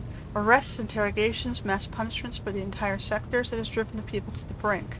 Now there is a strike on the lower decks, in Depot 4 to be precise. 3 worker clans are involved, but many more are passively supporting them.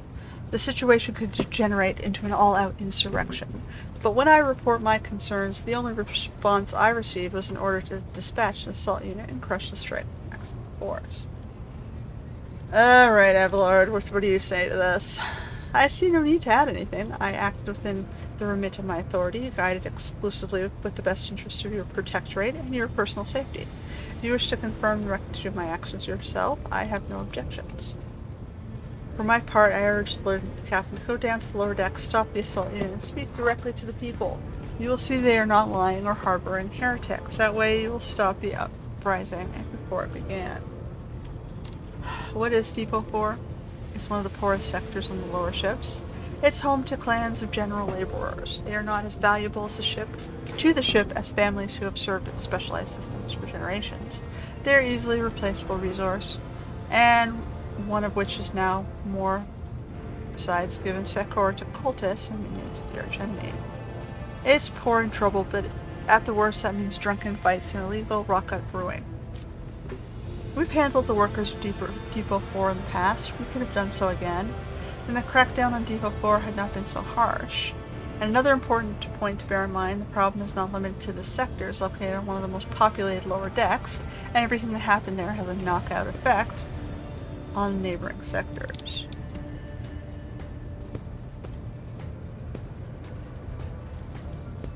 I'm sure the Seneschal was acting within his authority, but I will verify the soundness of his decisions for myself. Though and preserve you, Lord Captain, and I thank you for your support.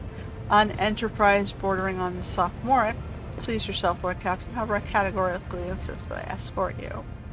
Lord Captain, I regret that the enforcers were unable to handle the situation, which led to your and the Seneschal's involvement. I consider it my duty to go to Depot 4 myself to see the expedient resolution of this incident. Alright, well, we're going now.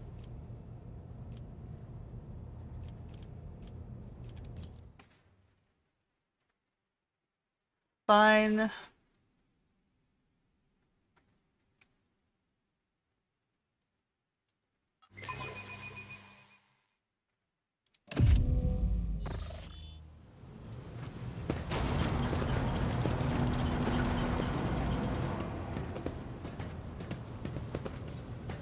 Hey, Spacerian, take that, Smum. Yeah! Look whose fault it is. This is all his fault. All of it. Abelard wipes the sweat from his brow and starting the human gesture in Italian one, a rare moment where he allows his age and weariness to show through his armor like near self-assurance. The lower decks are a source of endless problems. Sometimes I dearly regret we cannot replace all the locals with servitors. Did you hear they were shouting your name? Oh, of course they were. The organization's daily routine life and ship rests on my shoulders. The mountain of challenges and problems from which I endeavor to insulate you, Lord Captain.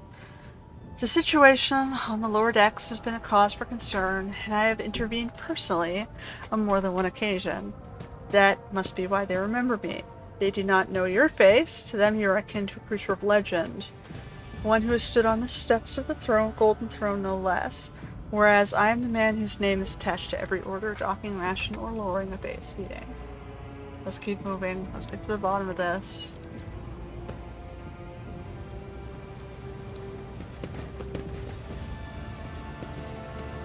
Let us not dawdle.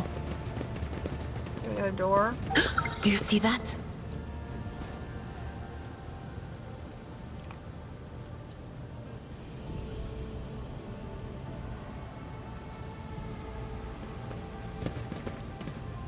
Perhaps examining the pipe? Well, I am examining the pipe.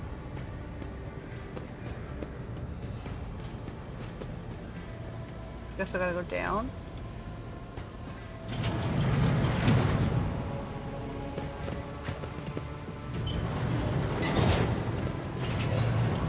Keep your wits about you.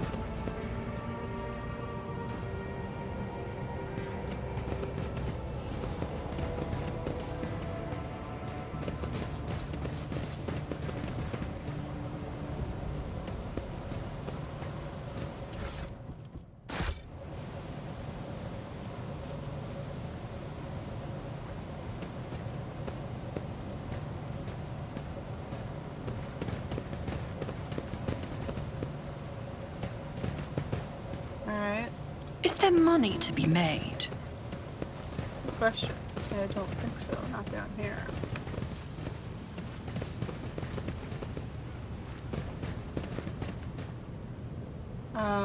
Okay.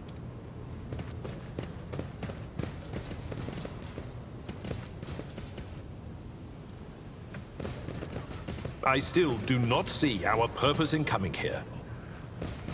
Relax, old man. Going for a stroll on the lower decks every once in a while is good for you. Lets you see how the simple folk live.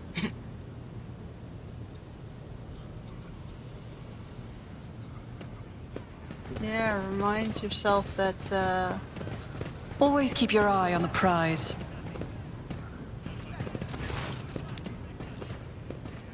so you only have a limited area which you're improving. Okay. Sounds of a heated discussion reverberate through the ship's bays. Lieutenant Avril Event, the ship's enforcers, is barring the path of her superior, Master-at-Arms Jocasta Sauerback, who's arrived clad in armor.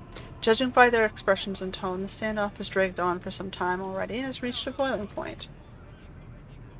Lieutenant Bent, my patience is wearing thin. I've given you an order. Get out of my way.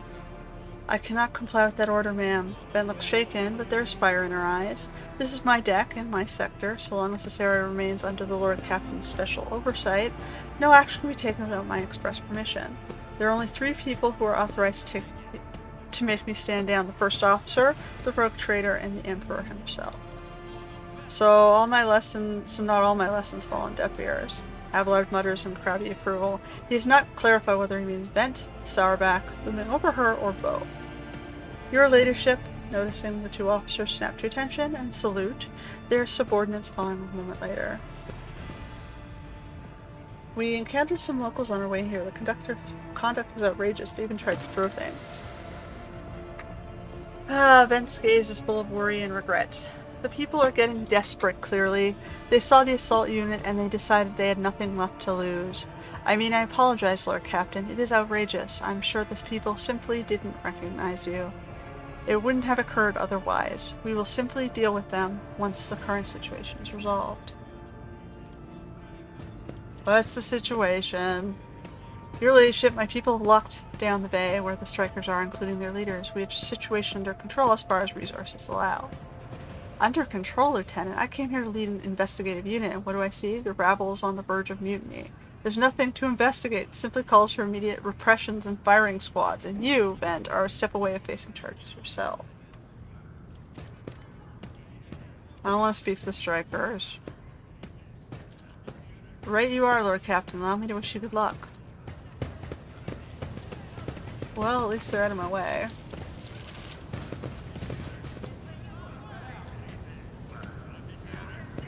I always have a backup plan. Greetings, Your Grace. Wow, nobles from the upper decks down to see us. A dozen pair of eyes stare apprehensively at you. The people before you are typical inhabitants of the lower decks. You take in their simple clothing, rude weapons, and faces.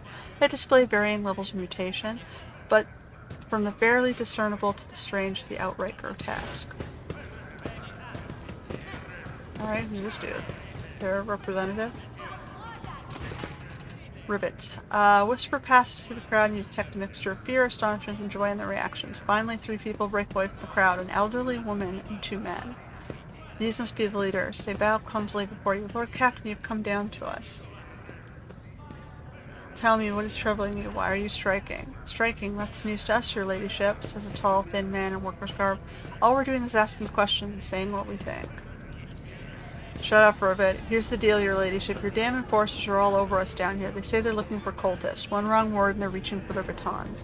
If they want to punish someone, they turn off the heating to a whole base for a week at a time. We get sick and freeze. In my clan, 2 little ones died from inflammation in their lungs, all because of those enforcers. Argenta does not interrupt the workers, but you see the sadness well in her eyes when the children's deaths are mentioned. She quietly whispers a requiem prayer and makes a sign over herself. It's all true. Bent is the only enforcer officer who stood up for us. It's clear as day who had a mother from the lower decks and who grew up amid ships and had no fellow feeling towards us. The grim man with the scarred face throws up his arms. Your Ladyship, we're no villains here. We're honest workers, your servants. We plotted no discourse. We went on strike openly, and we've got guns pointed at us. All we're doing is asking to be allowed to work in peace without being harassed. I was told that one of you in your possession had a cultist amulet and there are heretics hiding here. Cultist amulet? What's that? The gewgaw they found on the dead drunkard? If it was something evil or forbidden, we didn't know. The enforcers just said they were looking for heretics among us, and anyone obstructing their investigation would be punished. But how could there be heretics here? We know our own people, and there have been no faces around. Definitely not, and if there were, we'd be the first to report them.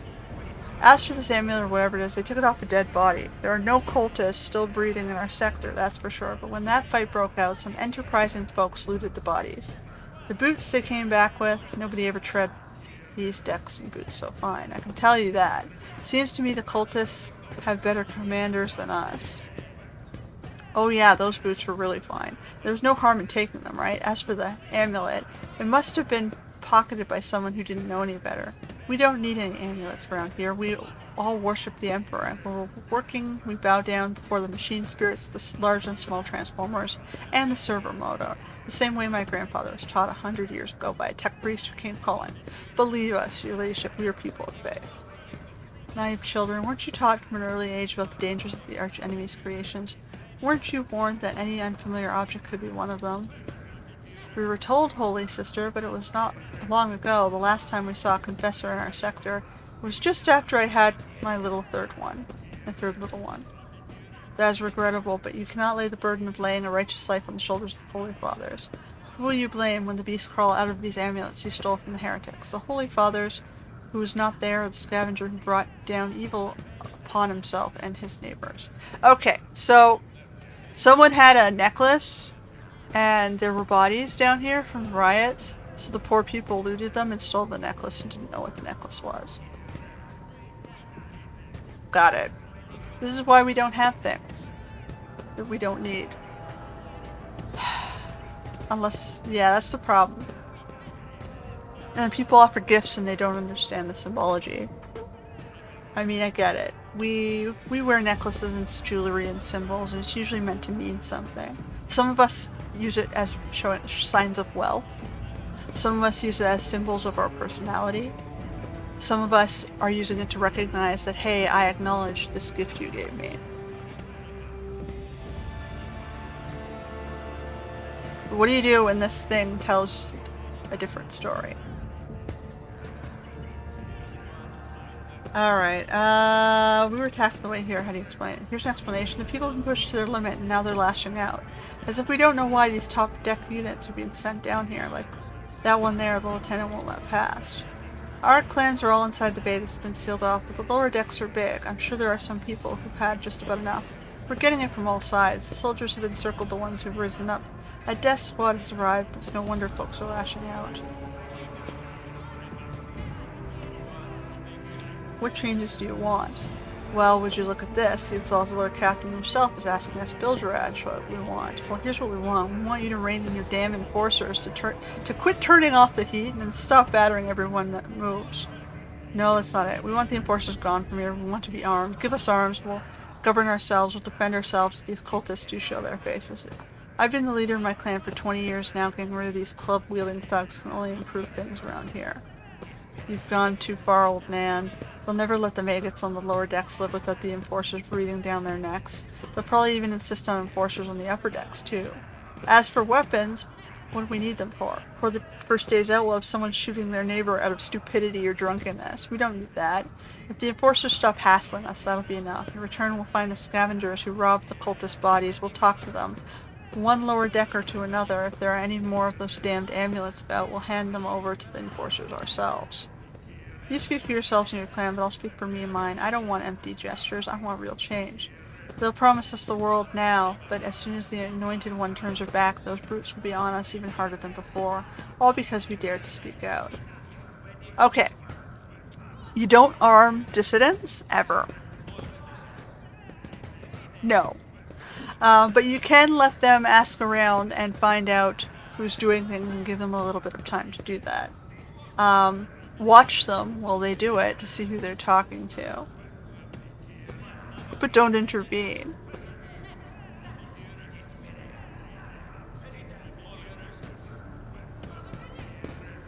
See if they can resolve it themselves. And who they're picking out as being problems.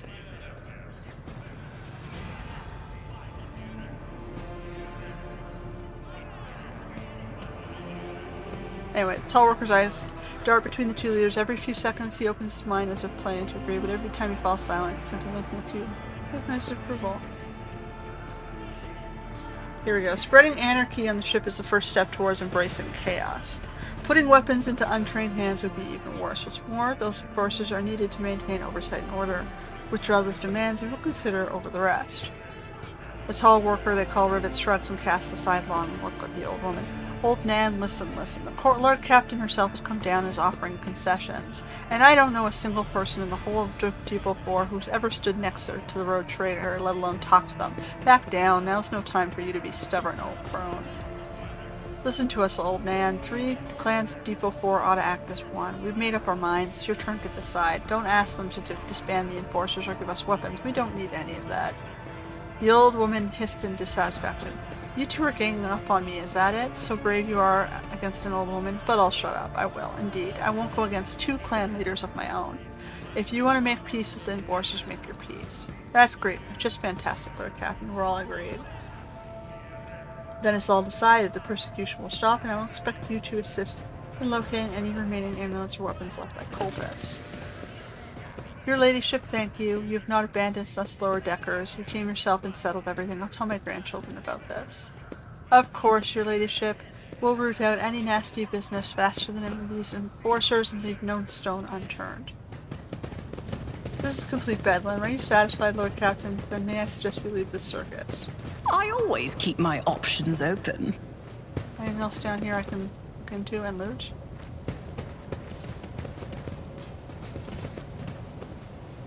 There's goods here. Multi-feet.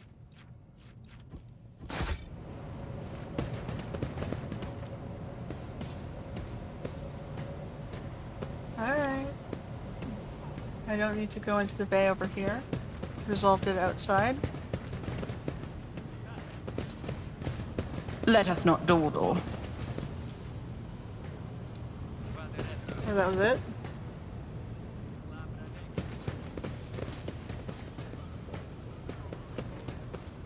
This thing said I should look at the pipe. I did look at the pipe.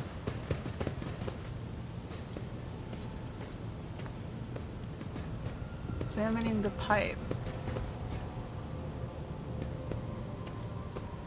I guess it won't let me hurt myself.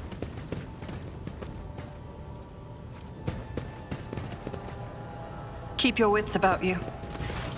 What now? Oh. Stopping unexpectedly, Abelard imperiously dismisses the unit to stand at a distance and addresses your other companion, saying, I've urgent matter to discuss with the Lord Captain. Please give us a moment. Abelard looks at you, and his last vestiges of restraint vanish. Well, are you pleased with your investigation, Lord Captain? You keytoed to the disloyal rabble. You believed their lies and showed them leniency. Next time the ship is attacked by cultists, the rabble will welcome them in with open arms and allow them to wreak whatever havoc they like. Just because they see you as weak leader. Not necessarily. We still have the enforcers there. You can still watch them.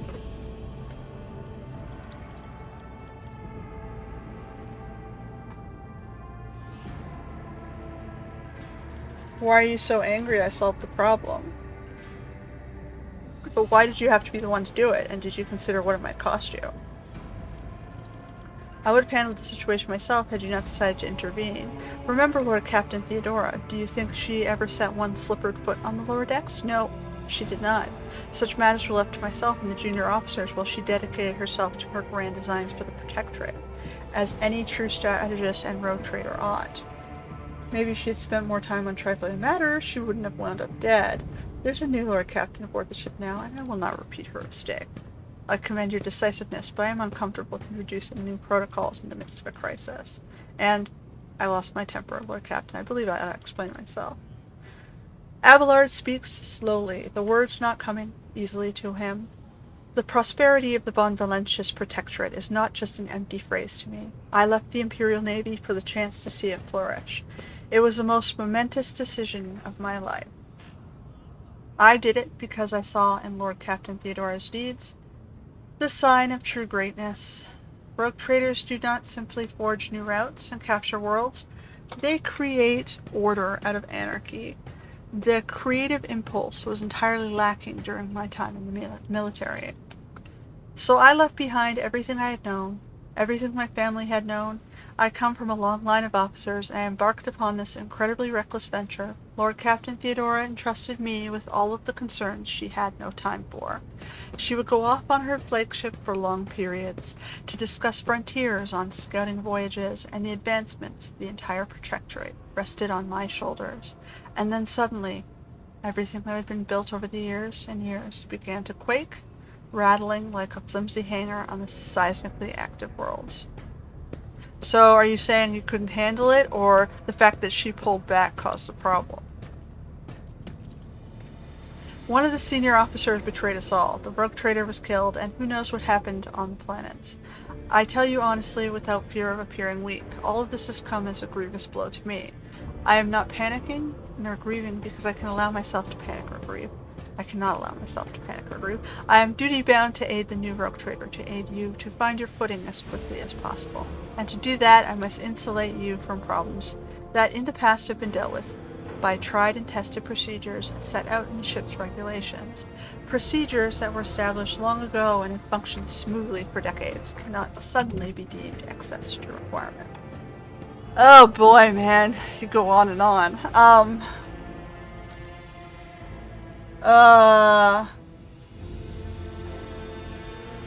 I understand, but you need to know how to respect me as your Lord Captain and Rogue Trader. Accept it and start living in the new world. A world where Theodora is gone and where you and I have new decisions to make. Yes, Lord Captain. After a moment's silence, he adds, looking at you with interest. Your resolve is admirable and demonstrates strong leadership. I shall remember this moment should my old habits ever begin to creep back in.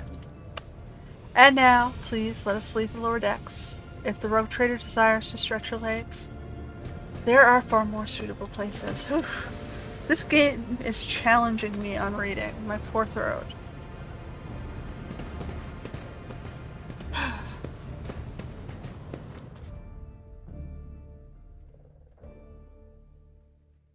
Okay, I'm going to take a slight break to get some water. I will be right back.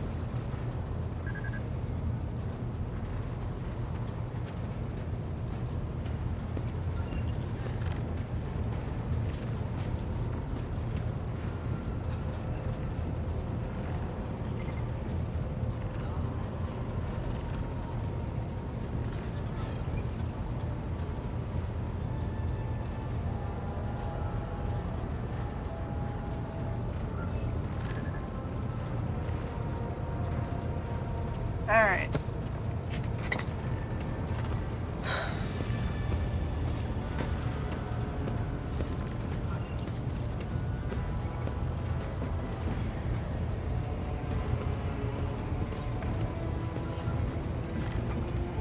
So, now that that's dealt with, we can go back to our missions. Well, we've only dealt with like 2 things. It's already been 2 hours. We're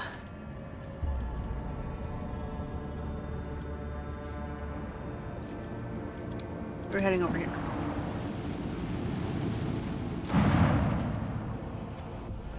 Lord Captain reporting. The heralds of the Navis Snowfleet continue to maintain Vox silence. Perhaps due to Yurok 5 being off-limits to visitors. We intercepted signals from the beacons drifting in the station's orbit. The demands are clear. We are told to turn the ship around immediately. We have also detected an accumulation of space debris. near the station's docks, presumably as the remains of an interplanetary shuttles. Perhaps the esteemed Navis Nobilite House requires aid and therefore cannot respond to our box transmission. Scan the station? Yes, Lord Captain. The officers from the Augur crew performed a full scan of the station, but the information is imprecise. They note wave distortions of unclear genesis that are thrown off most of the readings. We were able to ascertain that the reactor core of the station is still active, but many compartments are unpowered and some fully depressurized. Signs of biological activity are largely present in the central module, which means the station has not been abandoned. So the question remains, why are the esteemed navigators, heralds, ignoring us? Okay, I'll negotiate personally. The box relays the cadent sound of grinding gears and clicking tumblers. I'm sorry, Lord Captain, the station does not reply even after an official reading by a rogue trader, and the declaration of your intent to negotiate in person. Alright, let's just dock. Affirmative, Lord Captain. We do not know what is happening on the station. You will have to look to the esteemed navigators blind. Dock safely, and may God Emperor light your path. Ugh, fine. Fine! Let's do this.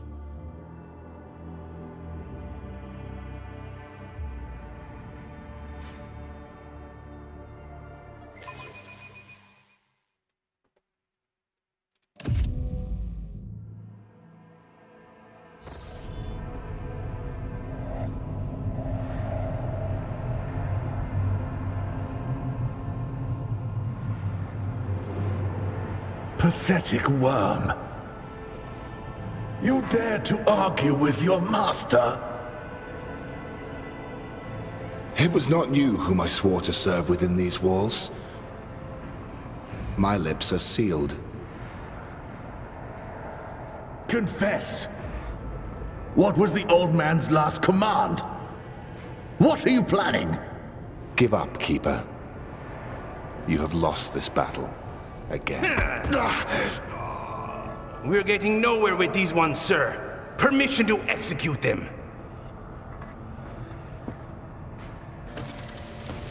Okay, what did I just walk into?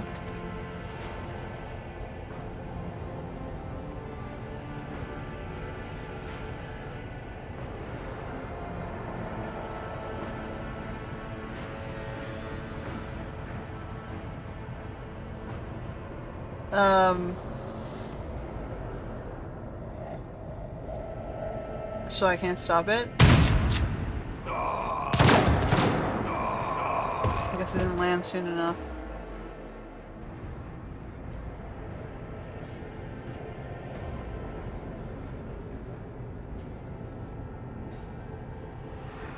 Hey buddy, what's up? Okay, a tall man stops you with a gesture as you approach. Blood is trickling down the pearly scales of his weary face, and not just his own blood. 2 jet-black, unblinking eyes are watching your every move. And the third one, the mark of a navigator's fate, is menacing pulsingly between the lowered lid and the middle of his forehead. Step back, or I will unleash all the horrors of the sea of souls upon you, Emperor, be my witness. Abelard, if you would be so kind.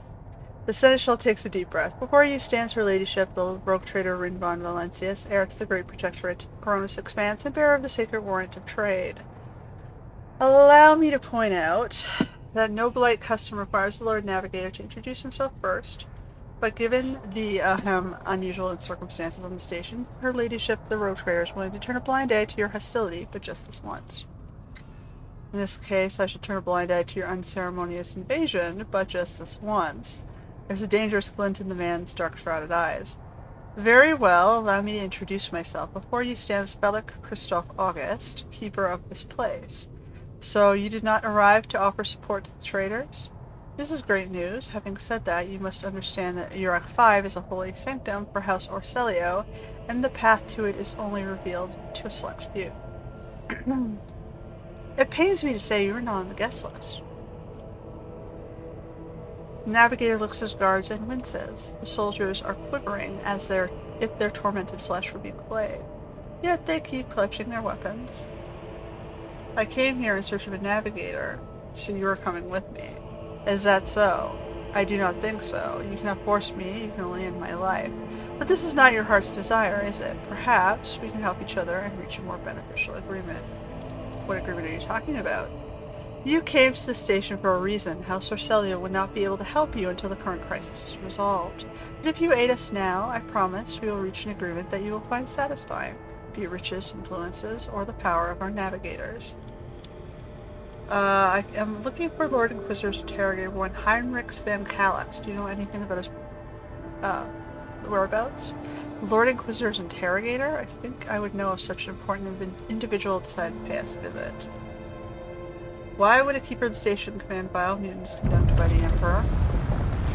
The blame lies with Theobald Orcelio, the second keeper of the Yurok 5. The old man was a great navigator, but he could no longer control his powers. I begged him to retire, but he was too obsessed with our mistress, Lady Cassia. His madness and stubbornness spelled doom for the entire station, for he opened his third eye in a fit of rage and unleashed the horrors of the warp on those who displeased him. The Theobald I knew would never have used his powers in such reckless manner. This will be difficult to explain to the uninitiated, but I will try. The warp currents in the system have been tumultuous for dozens of cycles, and have worn the veil between our worlds and the immaterium. Thin and frail, at least here on the station, the ruinous powers are trying to tear it down completely and corrupt all living things. The servants were the first to fall victim to it. Oh, their bodies morphed, and pain and despair drove the poor souls mad. The lunatics took my mistress prisoner and almost destroyed the station, but I rallied the few who still followed the light of the Golden Throne to set things right. Lord Navigator here is speaking the unvarnished truth. I bet this station is full of voices and whispers, all trying to break through from the other side, waiting for you to reach out and swing the door open wide. I sincerely hope the influence of the Immaterium has not yet affected your body and your soul. With all due respect, I advise you not to remain at the station. Return to the Void Ship. I need to save Lady Cassia. If you are not willing to help, or indeed risk your life, you must leave now. What are you talking about? I would never ask for such a favor under different circumstances, and yet Bellic takes his hand away from his ribcage and notices blood and wincing in pain. Okay, he's wounded. And yet Lady Cassia's well-being is above all. I haven't got many people left, and my wounds are too deep for me to act with precision and swiftness. But you may actually succeed. In order to ascend to the Mistress's chamber, you will need to remake a holy relic, sanctioned with the blood of Lady Orcelio herself. This is the control rod of the elevator's machine spirit. I have one part, and the other was lost during the mutiny. But even this relic will be of no use unless the elevator mechanism is powered. Okay? I have a phylactery containing the Mistress's blood. It needs to be taken to the laboratory, which is behind one of the doors. The most ancient of sacred mechanisms will help rebuild it. The priests ceaselessly performed rites of appeasement, so the spirit would serve the house in its time of need. The fated hour is upon us. Okay, how do I power the elevator? The cogitator is in the guard room. Just enter the sequence and it will do the rest. Okay, you can't do that. I never said it wouldn't be easy. It's just blocked by some crazy folk. You're gonna have to fight them. Great. I guess that makes sense. For frick's sake.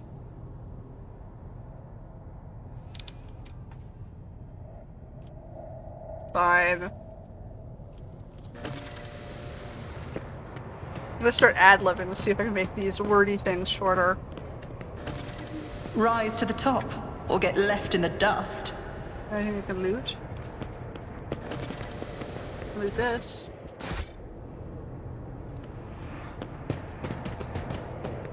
Okay, block that off. Wait. bright, pure color. And it's all riddled with horrible veins that carry the poison of fear and pain throughout its body.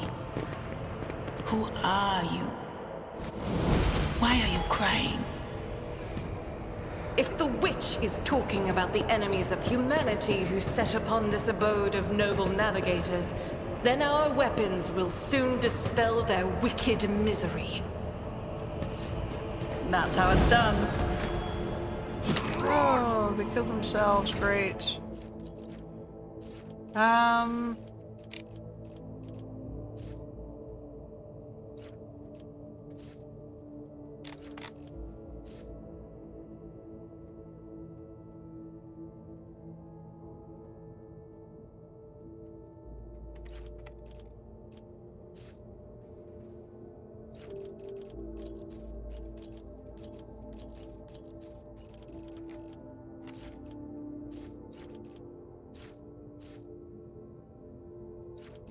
Where's my healing powers?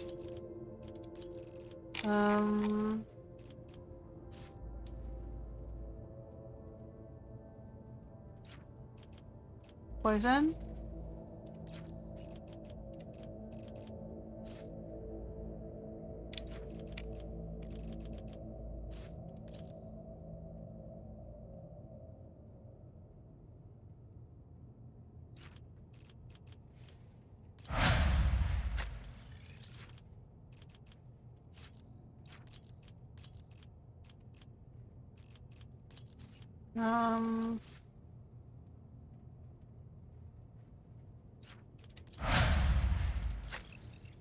Not thinking too hard on the builds here.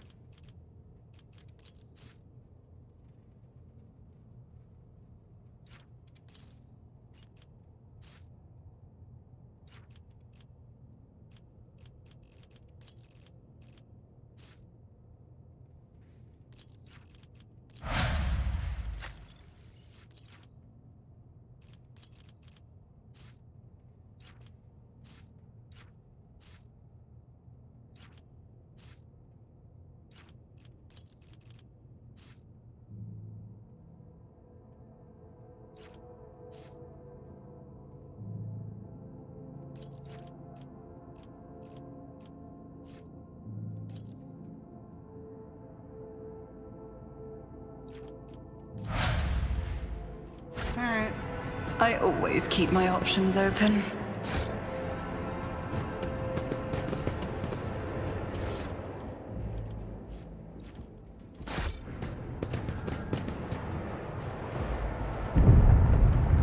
We should deal with this.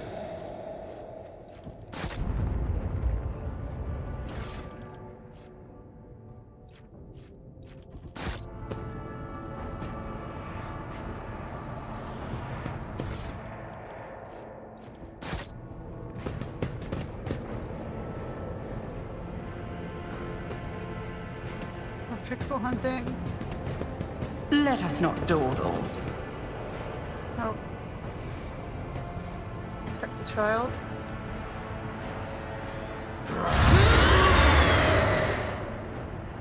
I'll make an example out of you! Death to his enemies!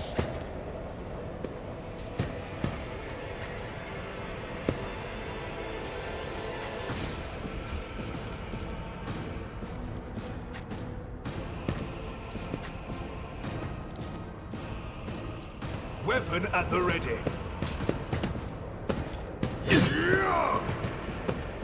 Moving out! Break their morale. My faith strengthens me. Weather the storm. Onward! Ooh, 9 up. Nice. Nice. Indeed. I took care of this one. It will be done.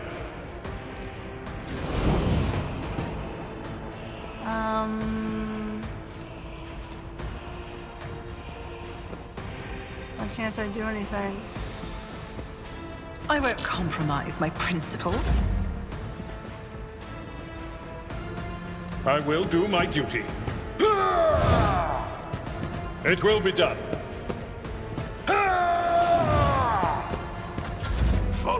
lead.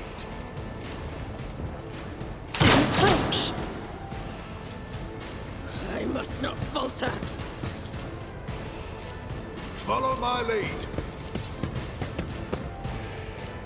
Follow my lead. Oh, they're behind me too. Great.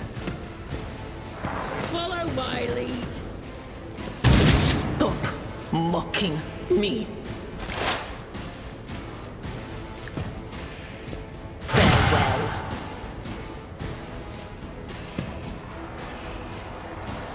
On it.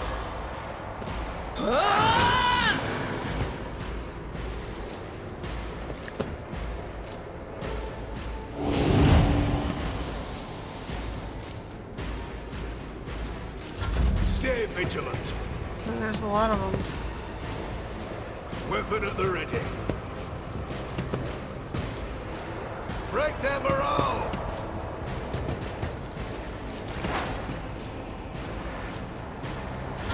Moving out.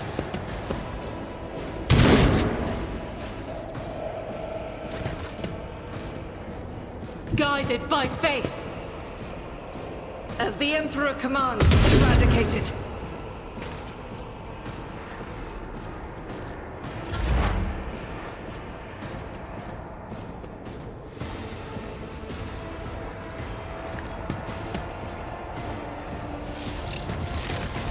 I'll make it happen.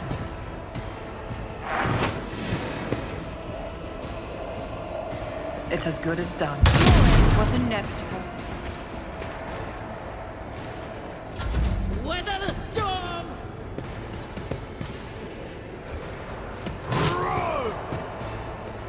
Onward.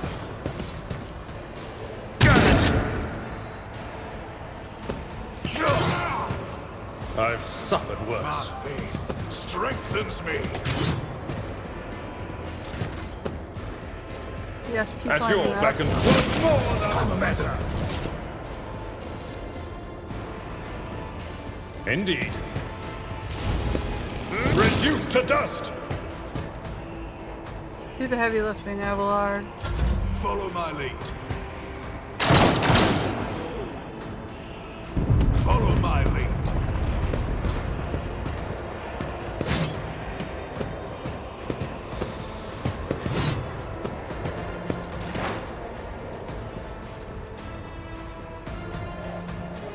Will do.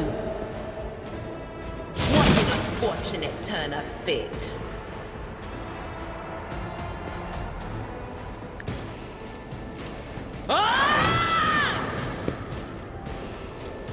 That is not my destiny. I will bathe this battlefield in righteous fury.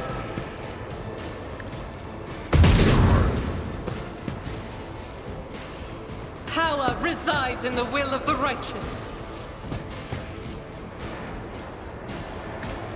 This is why I was chosen. Faith without deeds is worthless. As the Emperor commands, I act. You hit him a couple times, now you're... I'll do it. Of course I am. Who, if not me?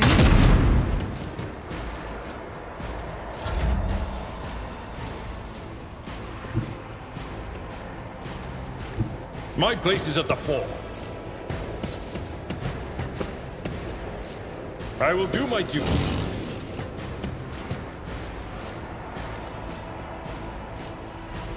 At your beck and Not call. quite close enough. Or, sorry, too close, yet not close enough. Victory is imminent. Stay vigilant.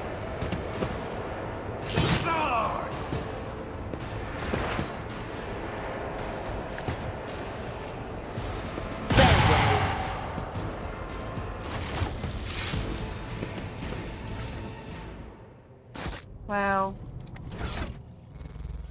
Okay, let's put this in cargo. Cargo.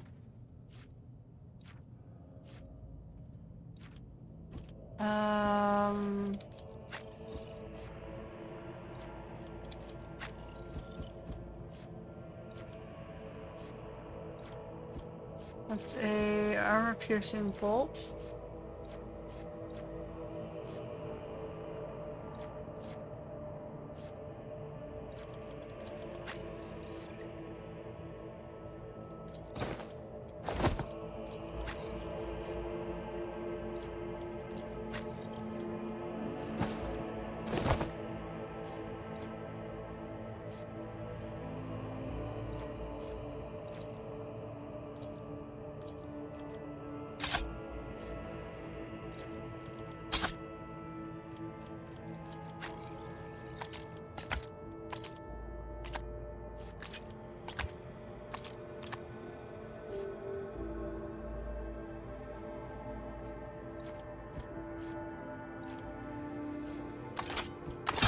let's change our gun.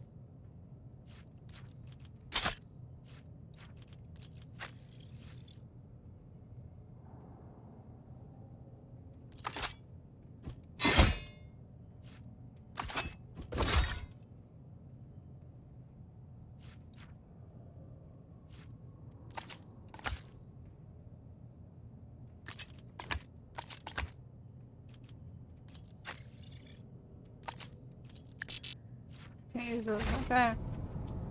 What do we got?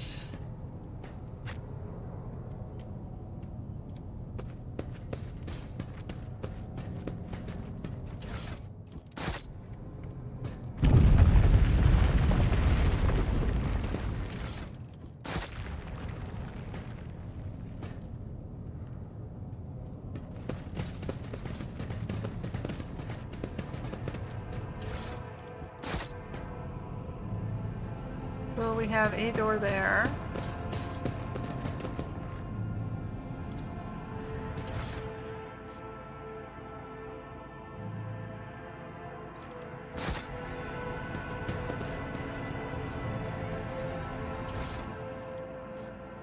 Data crypt. I always get the job done. Keep your wits about you.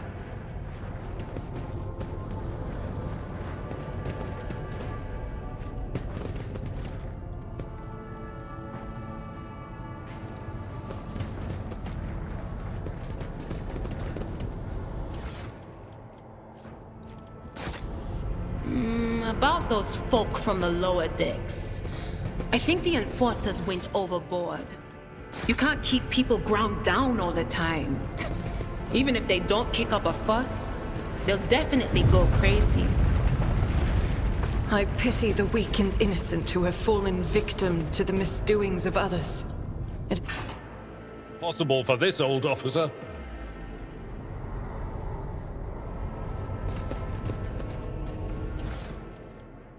Noble sword.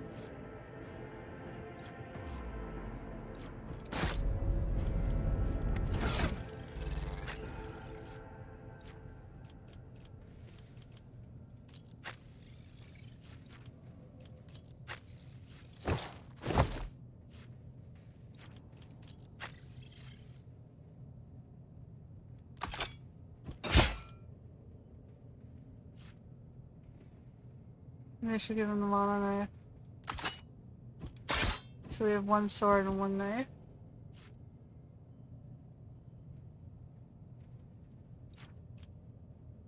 Alright, keep going. I always have a backup plan. Just as I planned.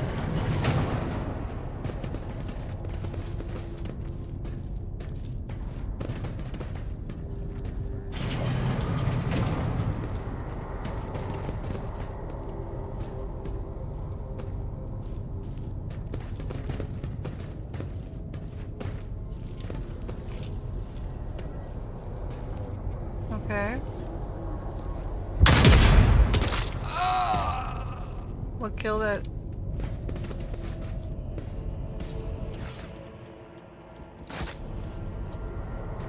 That's how it's done. We've got a door. More data crypts. Rise to the top, or get left in the dust.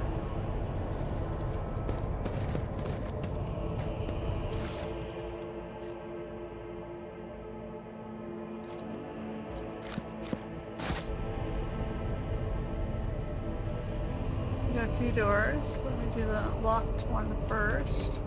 Success is the only outcome I accept.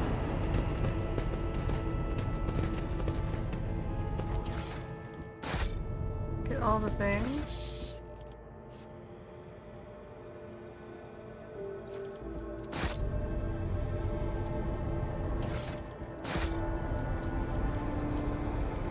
I always get the job done. Is there money to be made?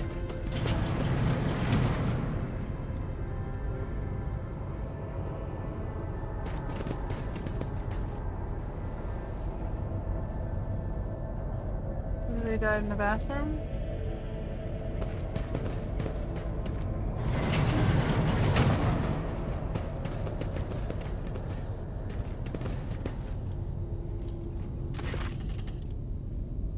Alright, we have a computer thingy. What happened? Okay, so only Theobald and Felix are alive. They don't know where the child is.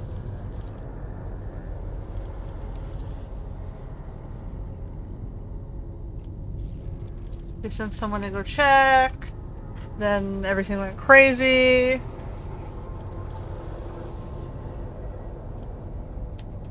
Or mad.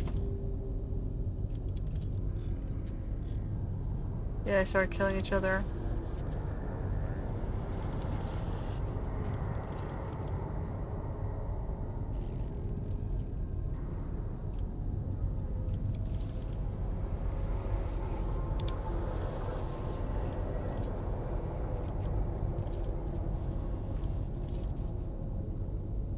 Child, delete, picked, blow, disable access code, no station. So let's start first.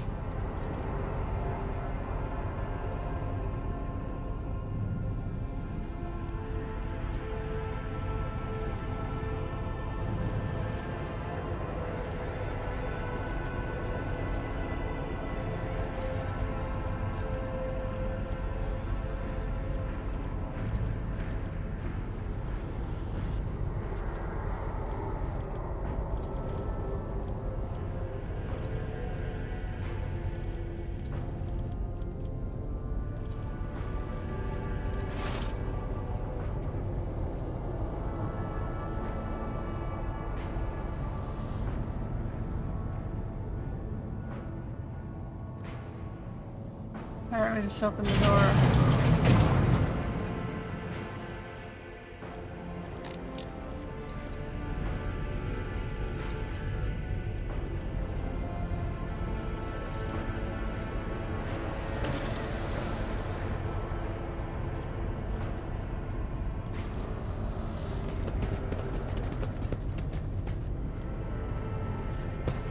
Alright.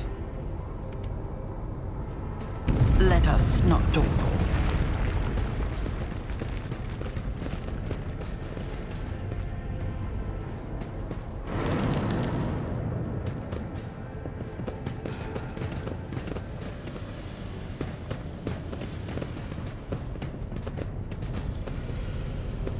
That's how it's done.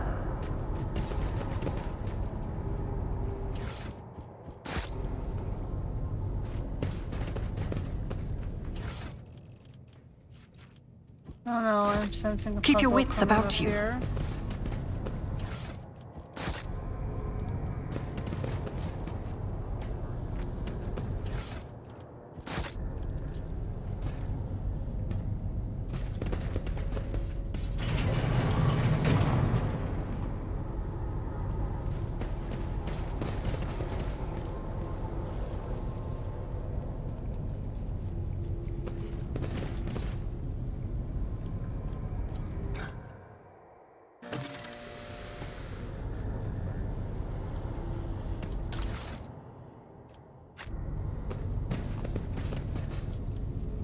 Okay,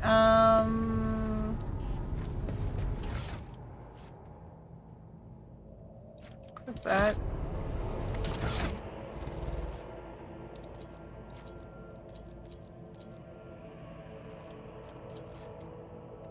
So, experiment H4541.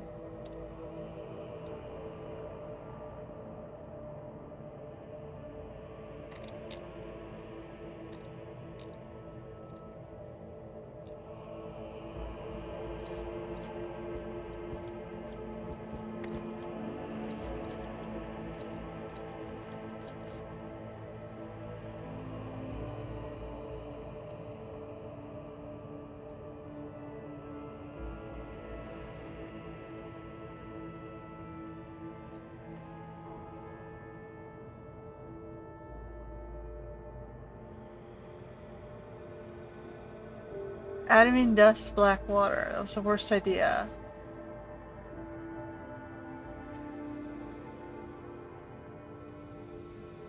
Adamantine goes with frail flesh.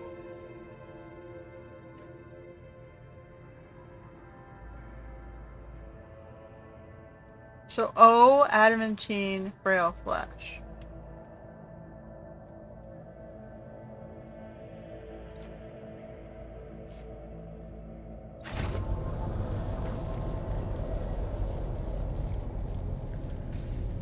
I have a feeling I should save because I'm going to screw this up.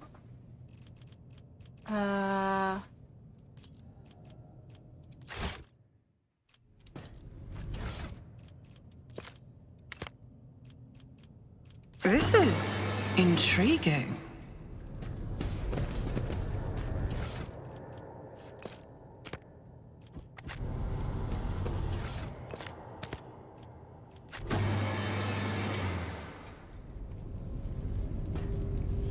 Okay, so I got meteorite dust and crystal dust. What's back here? There's the adamantine dust.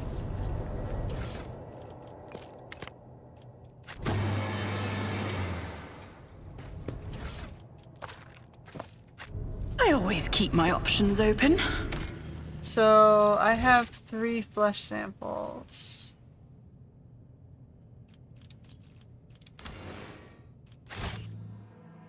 And I have 1 clue. 1 clue?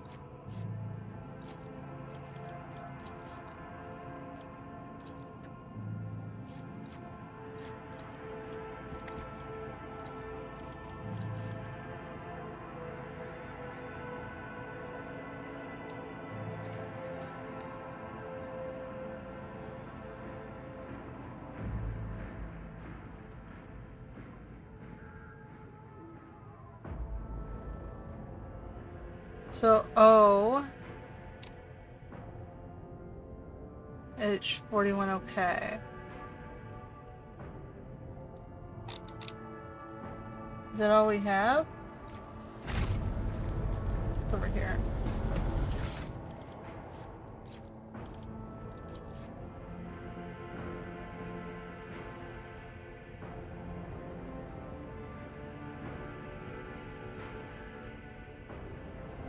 So crystal mutant flesh.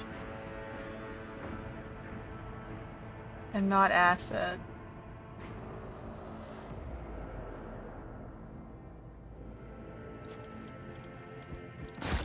Okay, so mutated flesh.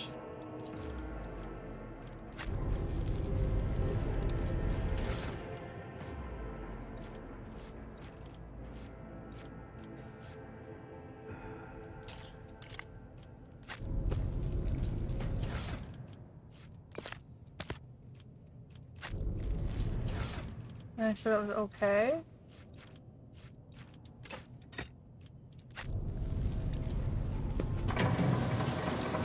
Did it work? Did it blow up? This could be an opportunity. Okay. We got 1.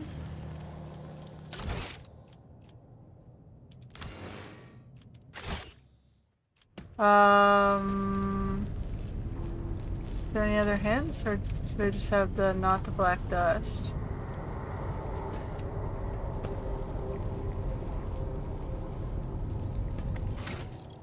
Oops.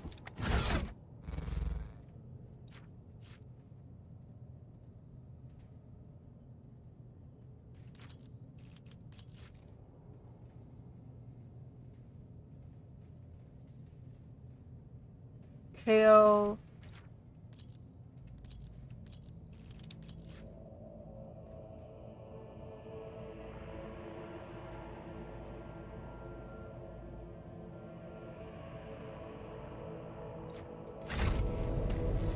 So data crypt was O.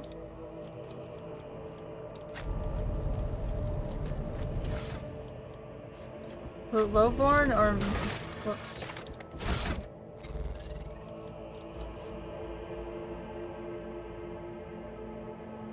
Lowborn.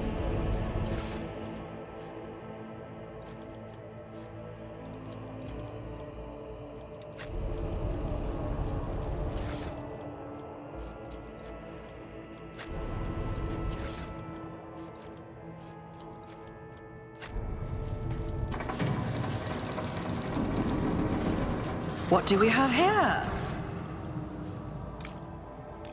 Okay.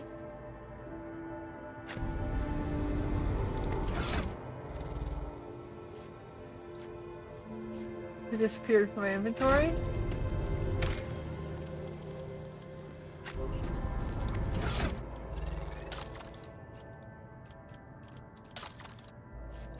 Oh, it's right there. So do I save and before I try the last one? It's gonna do nothing.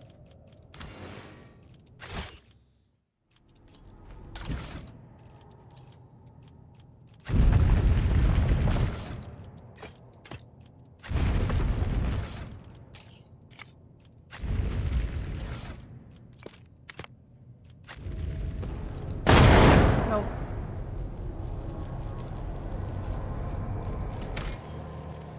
Alright.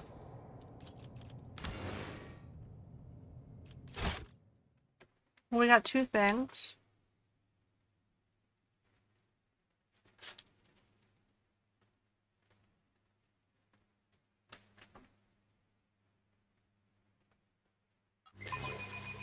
Okay, so we fixed the control rod and we made two other things.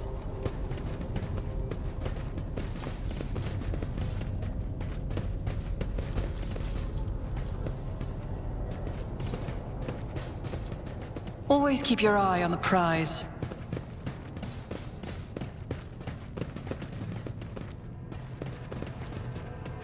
Compared to naval service, that was barely a challenge.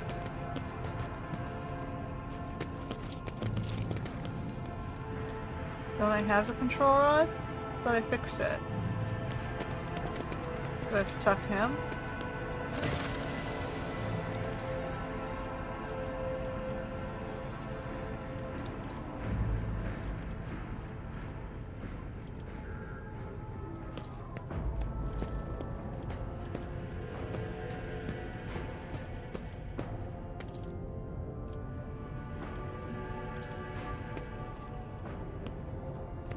He's trying to hide the secret of what the kid is.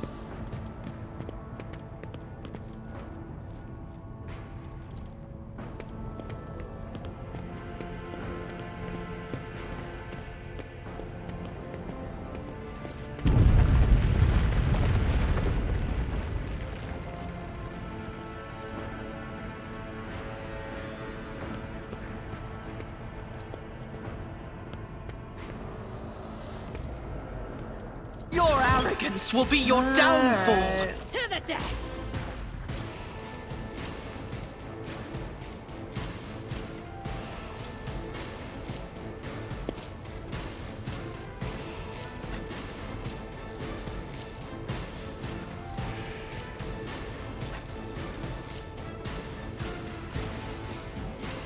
Where am I right now?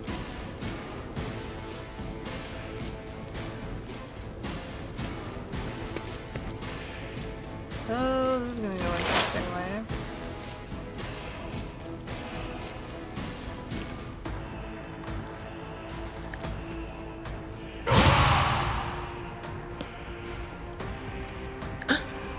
Was that you?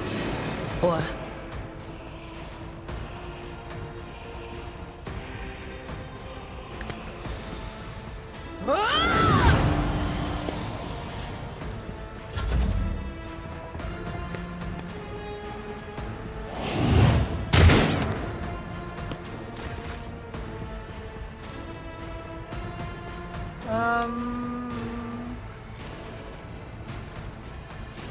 As the Emperor commands, I act. Nice recoil on that.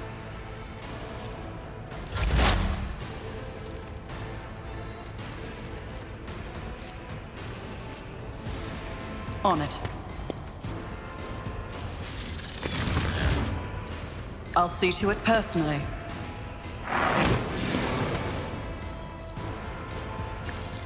Another enemy down. Let's get the flanker first. Weapon at the ready. Oof. I must not falter. Follow my lead. Brace yourself, Avalon! A tactically sound approach. It will be done. I took care of this one. I will do my duty. Reduced to dust. At your beck and call.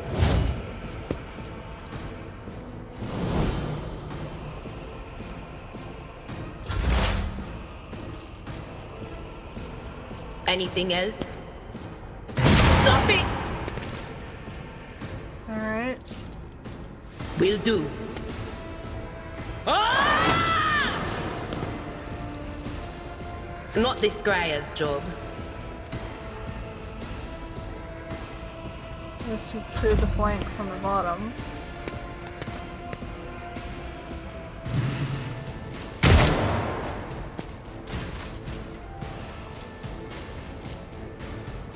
God Emperor, move through me! Be the fire in my heart!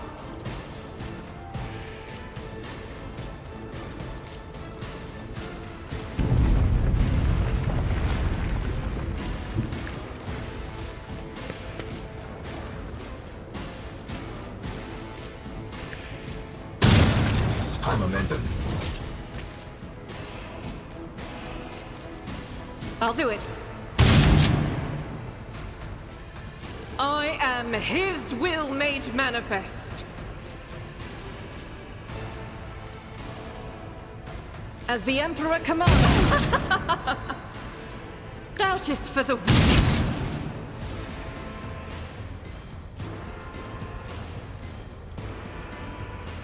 As the Emperor commands, I act.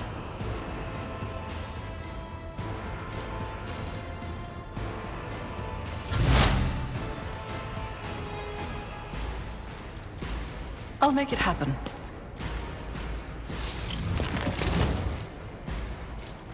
I'll see to it personally.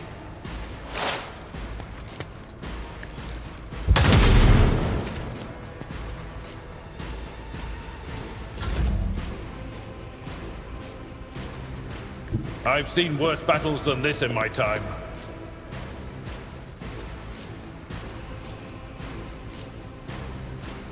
It will be done.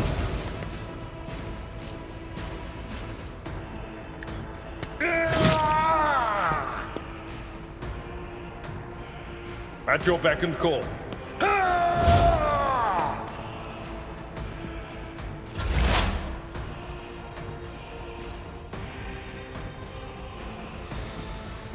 I know what is to come.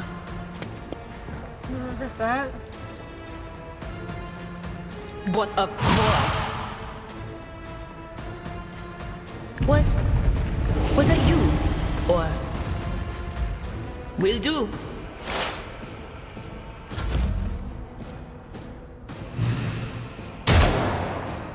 Break them up.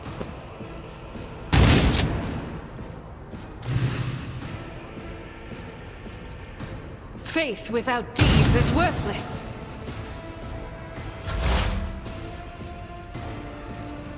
Who?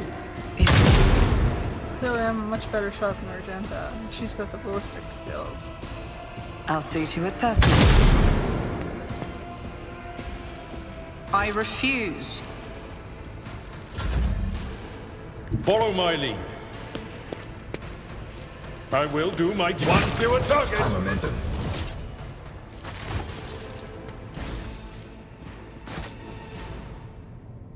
Alright.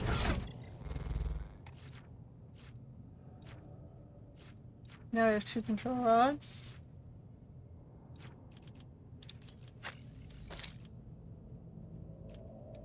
That's a helmet.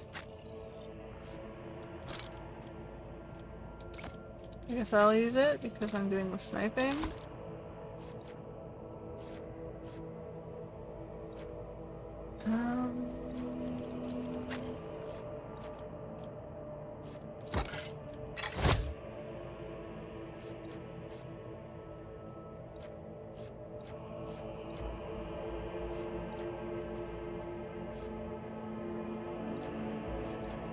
Alright.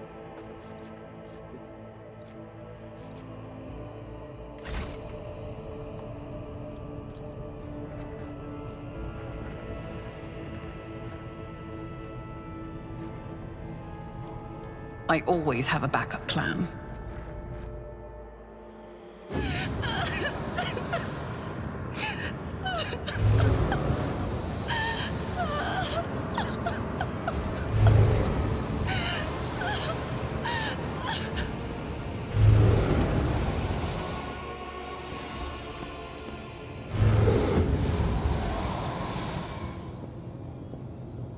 Shield of a mutant.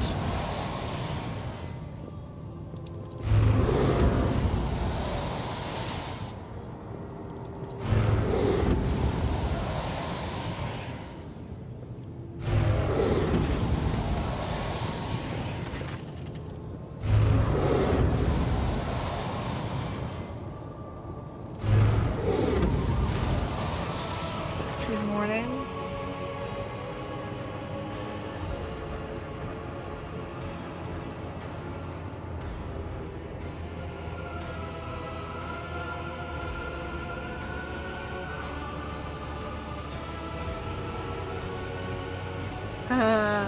So he's wondering what I'm doing there. I'm a rope trader, man. Of course I'm here to help. Or profit off your misery.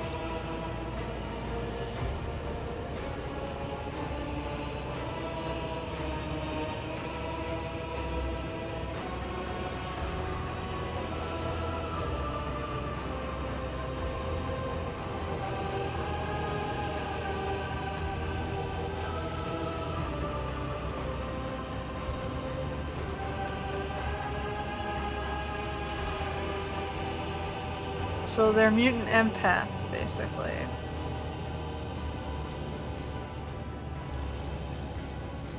And they hid their mutations behind another layer of navigator trainees, I guess.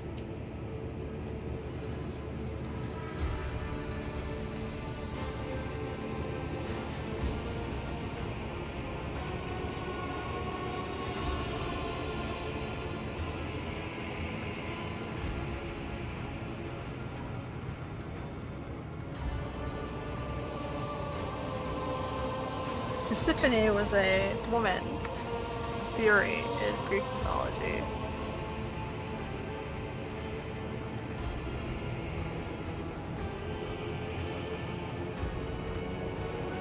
Did she punish adultery or murder? Which was...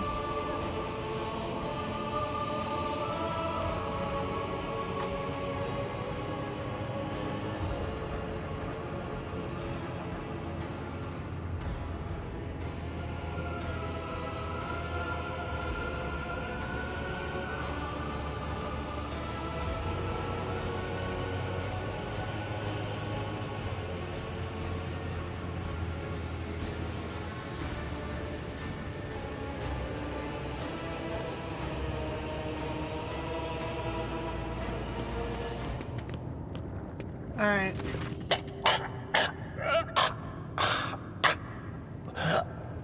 Wait, What? child, please. No!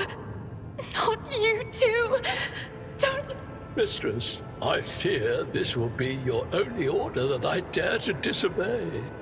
I am the keeper of Urak 5, and alas, I have less than a day left in me. Allow me to serve you one last time and honor my final duty to House Orselio. I will remain on the station and destroy the secrets it holds. Oh, Theobald.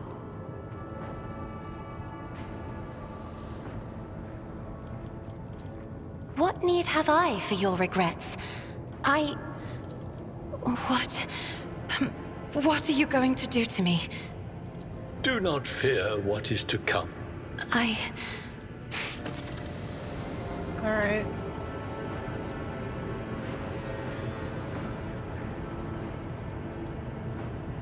And then we were 5. Is there anything else I can steal from her place?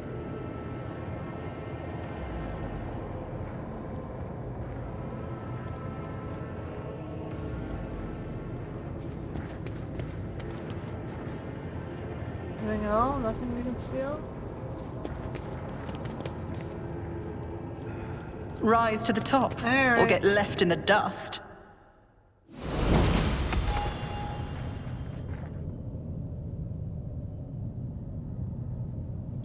Steal the rest of the thing. They fear to look at me because of my appearance. I fear to look at them because of their rotten-colored souls. Ooh. Burn.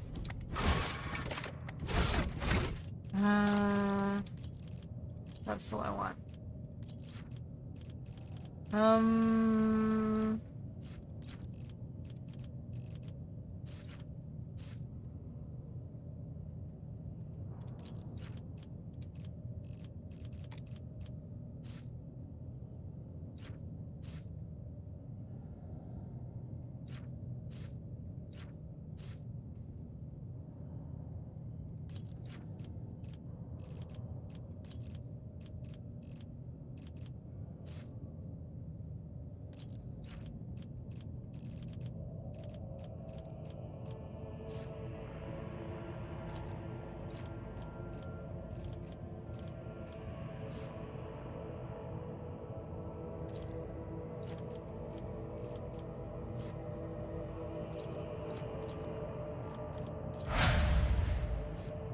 Alright.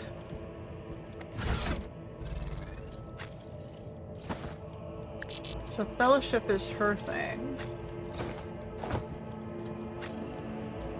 Do not dare ask. Oh, it's only mine. My gut tells me it's a bad idea. Rogue Traders Club. I see. It's only for me.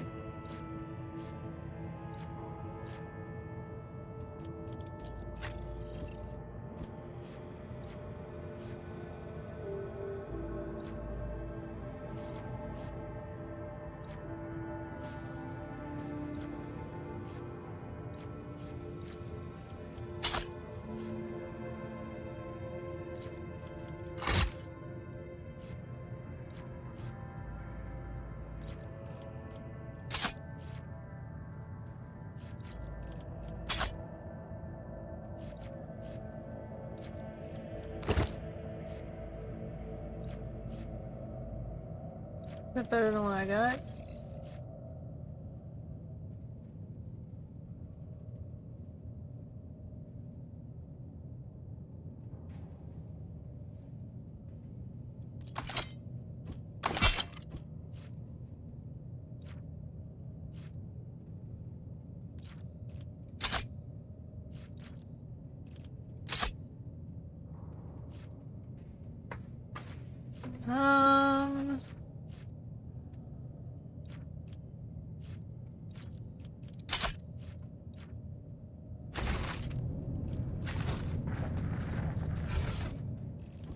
Get the rest of it.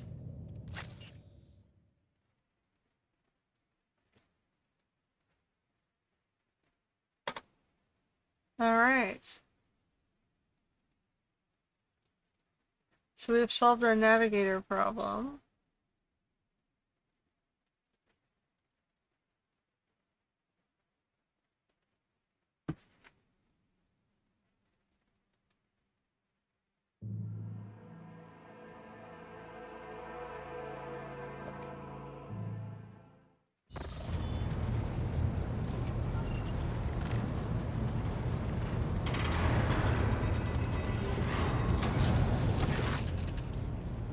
Lord Captain, Lady Navigator, welcome aboard. The Sanctum Navis has been prepared for the communion ritual, but the Lady Navigator wishes to rest in her quarters first. Okay.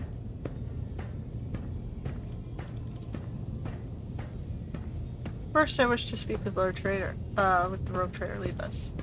Of course, when you're ready for the ritual, please let me know.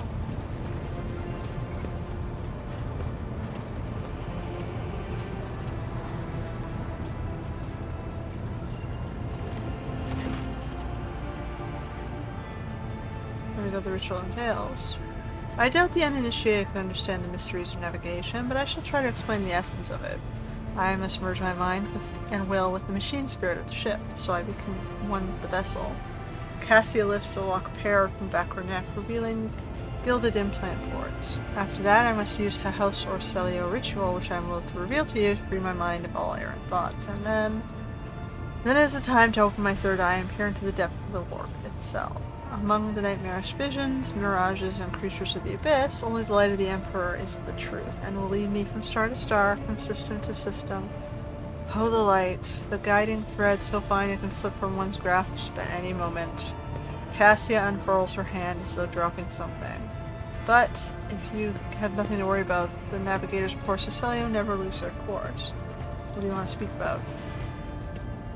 After a few seconds' hesitation, she lets out a small exhale and then raises her pointed chin. I have not yet thanked you for saving me on the station. My thoughts were clouded with so much mournful ash when Theobald's heart stopped, but you acted honorably and did not exploit me in my wretched position, and for that I am immeasurably grateful. But now I am ready to go to the Sanctum Navis and perform the sacred rite. I require brushes, canvas, and the best paints you have on the board, but no red. I shall ensure all the necessary supplies are delivered to the Sanctum Navis. I shall take my leave of you for the duration of the rite. I ask that you do not follow me if you can survive the gaze of my warp eye when it is open. Sure.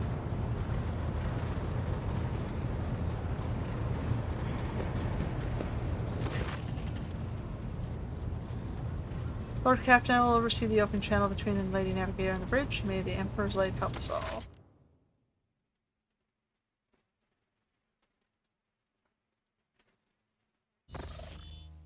The boxcaster in the Sanctum Navis picks up the serration of clothes, pious chanting, and the metallic clicking of implants. Then the serene voice of the Lady Navigator breaks the silence, initiating communion ritual. You hear the exultant ring of metal free from its scabbard, then the stifled gasp as the Lady Navigator, the rhythmic drip of liquid on canvas, and the faint whisper of a brush. I see violent vortexes lashing on ocean with a million flails, and umber shadows spinning over the surface in a fiery dance. A storm rising above foaming waters, armadas drowning in fog, path from one end to another cannot be seen. And here beyond the wall of glass, a daughter forsaken by her father yearns for her brother, and the sun's pale disk goes in tireless pursuit of her. No, of me.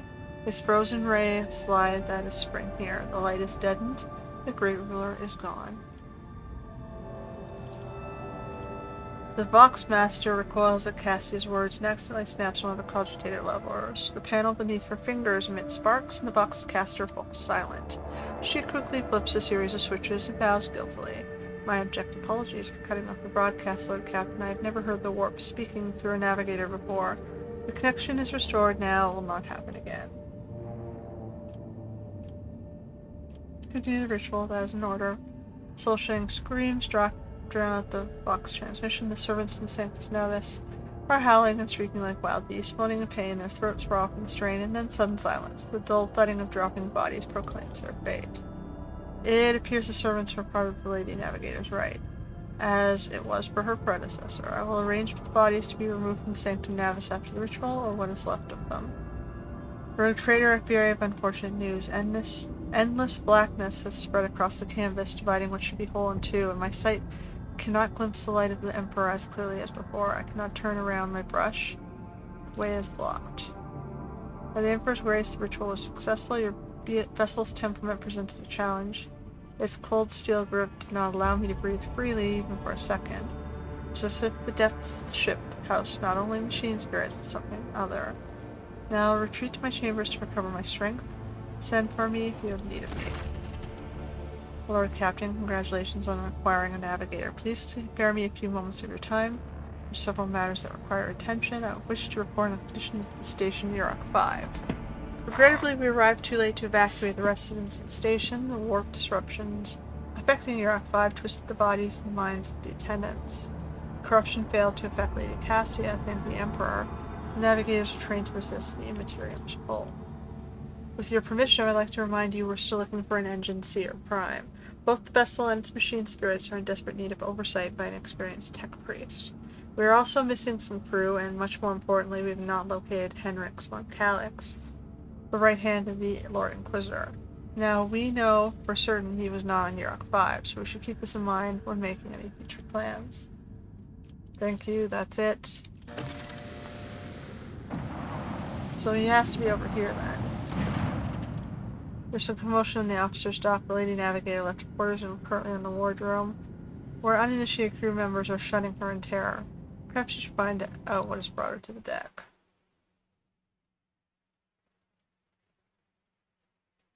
Never a moment's silence. We're trying to do stuff, guys.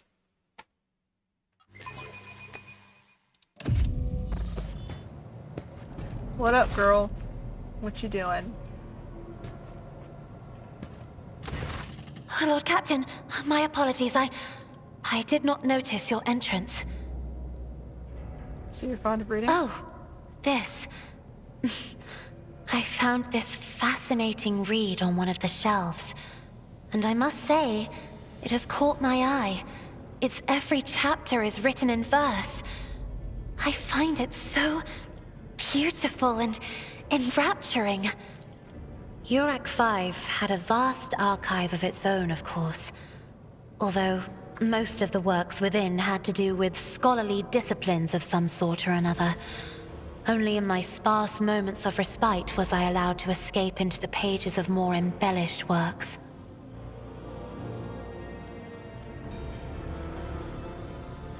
One should not underestimate the navigators of House Orselio, Lord Captain. Like a shawl of pale smoke, a faint malaise hangs upon my shoulders, but it will not be the slightest hindrance to my duty to humanity, and my duty to you. Your servants are somewhat sluggish when it comes to attending a noblewoman of the Navis nobility, but they are quite tolerable. Thank you for your concern.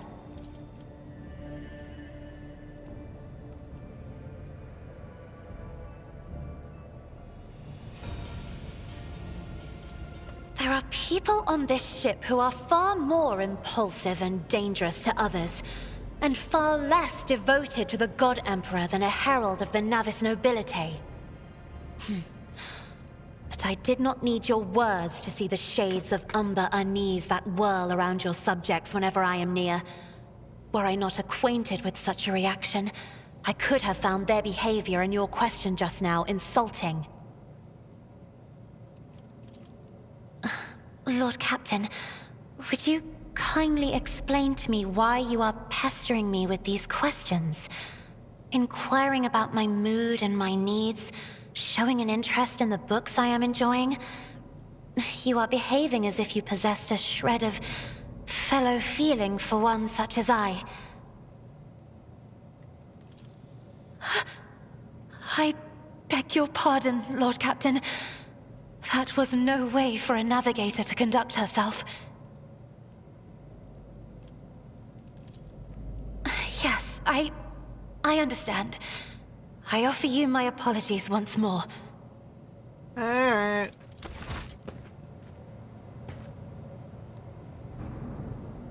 You can take the book with you.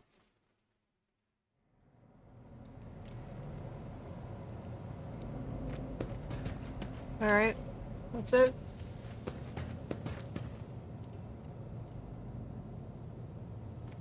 Fine.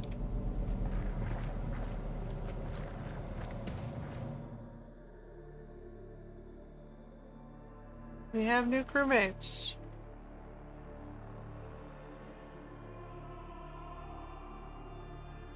We got one more place to go and 2 more guys to find.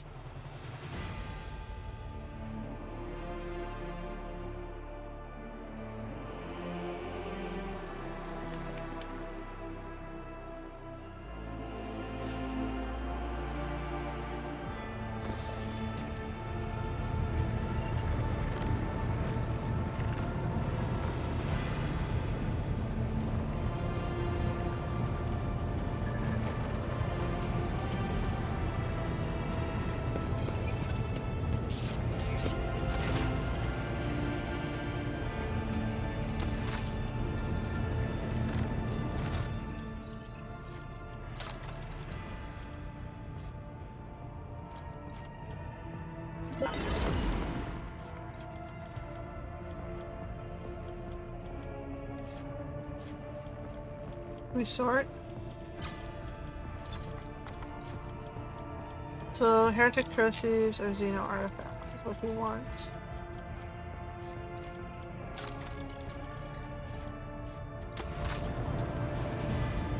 Alright.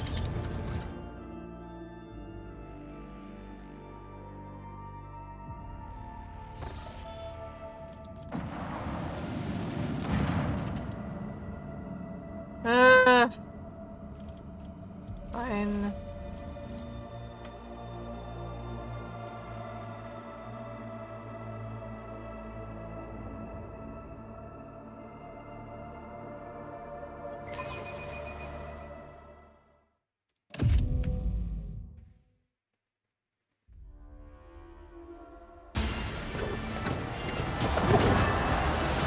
That was the blade dancers.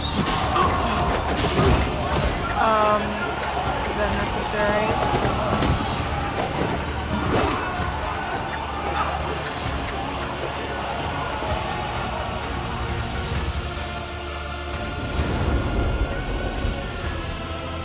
Now I gotta clean and scrub my decks.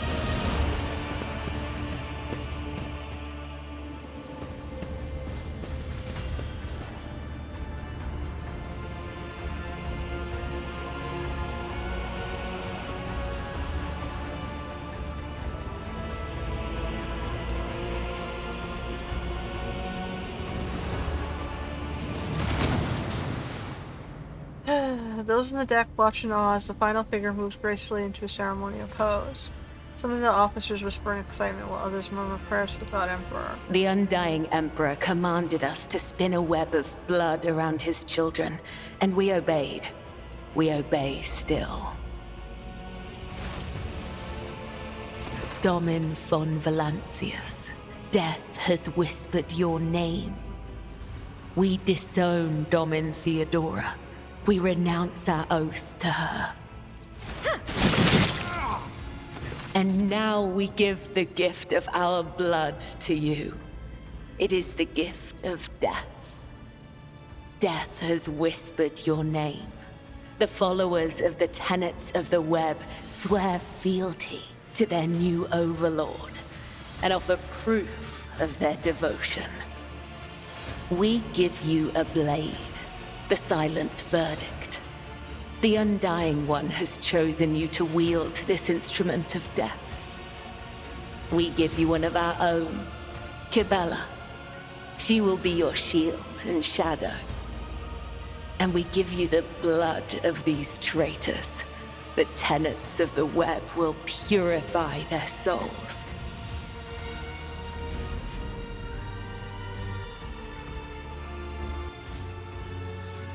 Okay, so they're enforcers and executioners.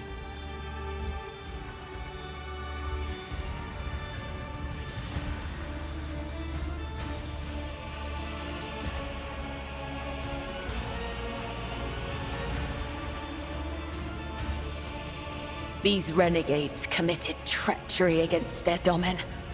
Their lips once praised the name of Kunrad Voitvir, but it is your name they will whisper as they cross over to the other side. The Domin has discerned our essence. This is a great honor for the blood-spun web. We have woven the bays of this ship together with the threads of our faith for many years. We keep the greatest relic, his tarot, through which he sends us his blessed revelations. Oof. We obey the whispers of the Undying One. This is our service to him. How interesting. Devout assassins who believe themselves to be instruments of a higher power. They revel in violence and cannot tell the difference between bloodthirst and piety. They follow their faith blindly, unaware of how closely they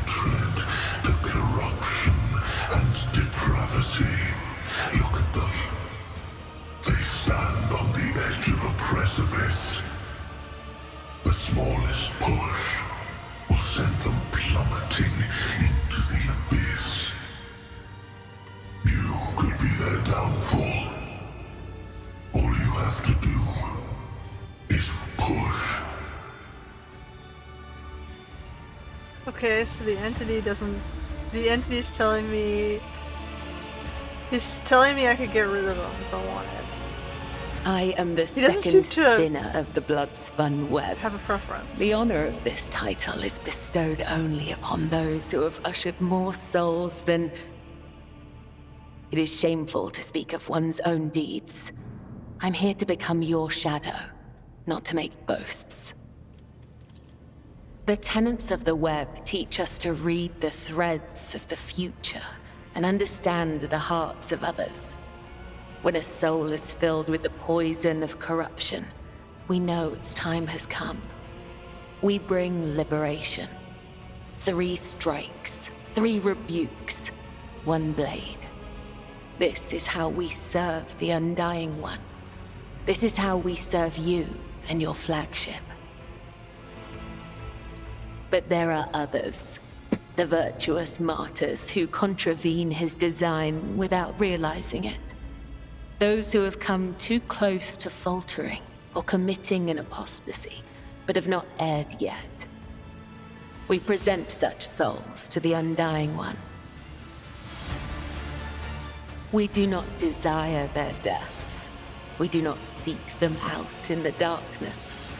They come to us, and we usher them from this life if his sacred tarot reveals that the Emperor wishes to accept these martyrs. Our laws and teachings, our philosophy and way of life, our art of combat and spiritual dogma, the tenets are the blood-spun web itself. Humanity owes its existence to the Undying Emperor's sacrifice. It is he who protects us from a darkness of terrors. Hence, each of us has a duty to serve him, and a duty to die for him. To act otherwise is to waste the life that has been given to us by the Undying One, to become a thief. We help others understand this. We help them to live and die righteously.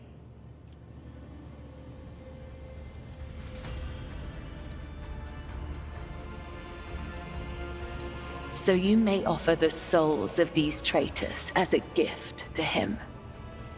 You have the authority to order their execution. Their blood will bind us together through him. For the God Emperor, the Undying One, is death itself. The Undying One is duty itself. Give the order, Domin. Let a spinner of the blood-spun web undergo the test of a sacred trial. A dagger that has not sliced through sinew is nothing more than a toy. Let the final dance begin.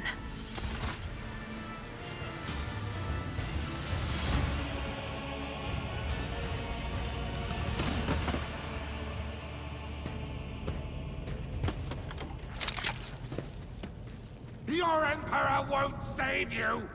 Cry, flee, pray. You cannot alter your fate. Your Emperor won't save you! I will leave footprints of scarlet. The shadows will see it done.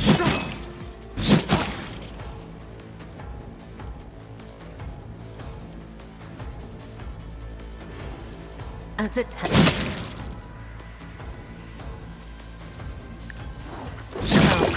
The other side awaits. Killing brings me no pleasure.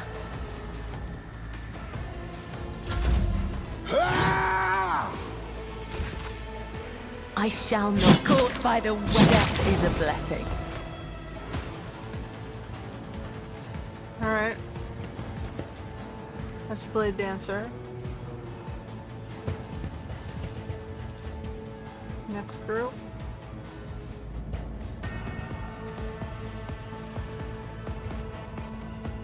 I will set them free. As honor ordained. Trust me, killing brings me no pleasure. As the tenets demand.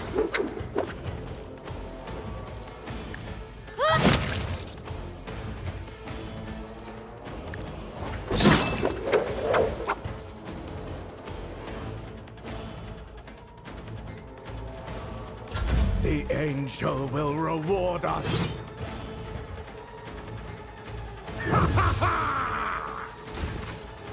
What angel? Death is a blessing. Caught by the web. Trust me, killing brings me no pleasure.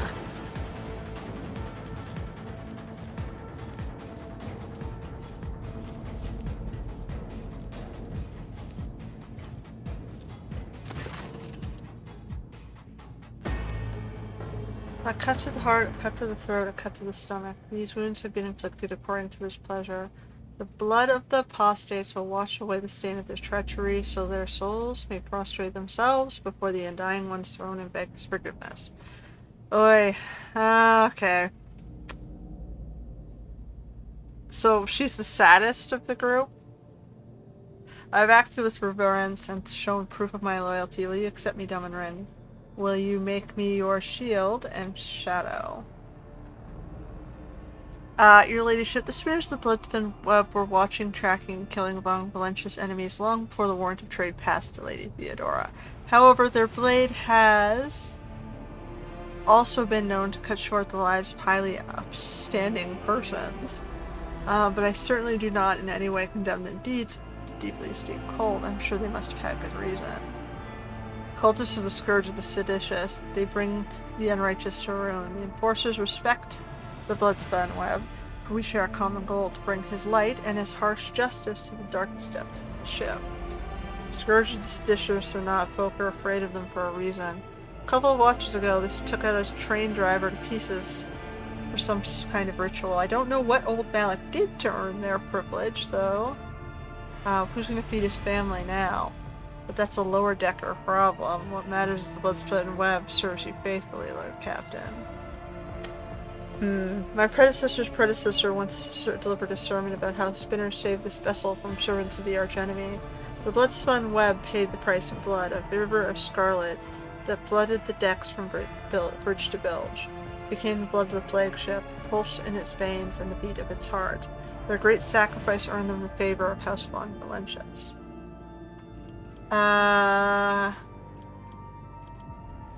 What does my retinue think? I've heard only through distance the prayers the spinners offer up to him. I've seen how their deeds fill the people's hearts with confidence in the inevitability of his wrath. The Bloodspun Web's loyalty to the Emperor is without question, as is their willingness to lay down their lives in a fight against the archenemy. So basically they're masochists and sadists, and they're enforcers. She never granted the cult an audience or brought a spinner into her retinue. She respected them and approved of its mission. Okay, they're swathed in darkness, but have a light within them. Alright, alright. We accept her. Henceforth I am your shadow, Dominrin von Valentius, an instrument of death placed in your hand by the Undying One. For so it was ordained, and so his tarot forespoke. I also come bearing an invitation from the Vizier of the Bloodspun Web. He wishes you to know that the doors of the Undying One's temple are open to you. Are you suggesting the Lord Captain go down into the depths of her flagship to search for this temple? With all due respect, the lower decks are for servants and crew. They're not a fitting place for her ladyship. What tarot? The greatest, most sacred relic of the Bloodspun Web, the Emperor's Tarot. Only his chosen servants may endure the permission to rain blood upon the cards and perform a reading to see portents of the future, shadows of the past and tangles of the present. However, the secrets of his tarot are not for the ears of lay people to hear. I cannot tell you more, not here, not now. So I have a diviner already, though. Sure.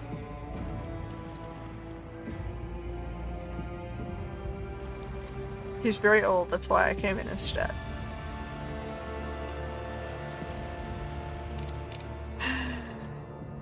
Sure, fine, whatever.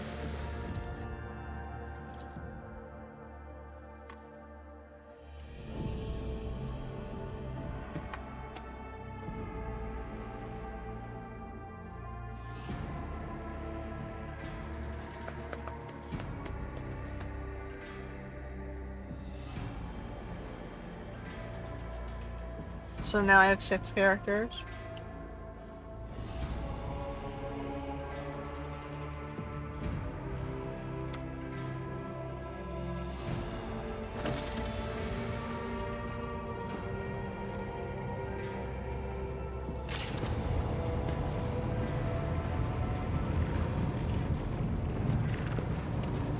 Do I want to do that, or do I want to finish the quest first?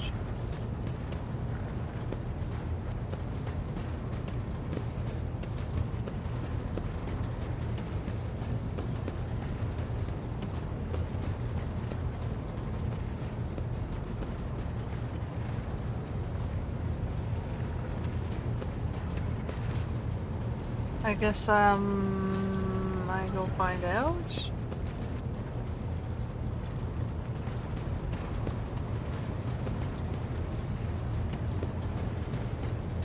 Domin. The Vizier taught us that there are many like us throughout the Imperium who spill blood in his name.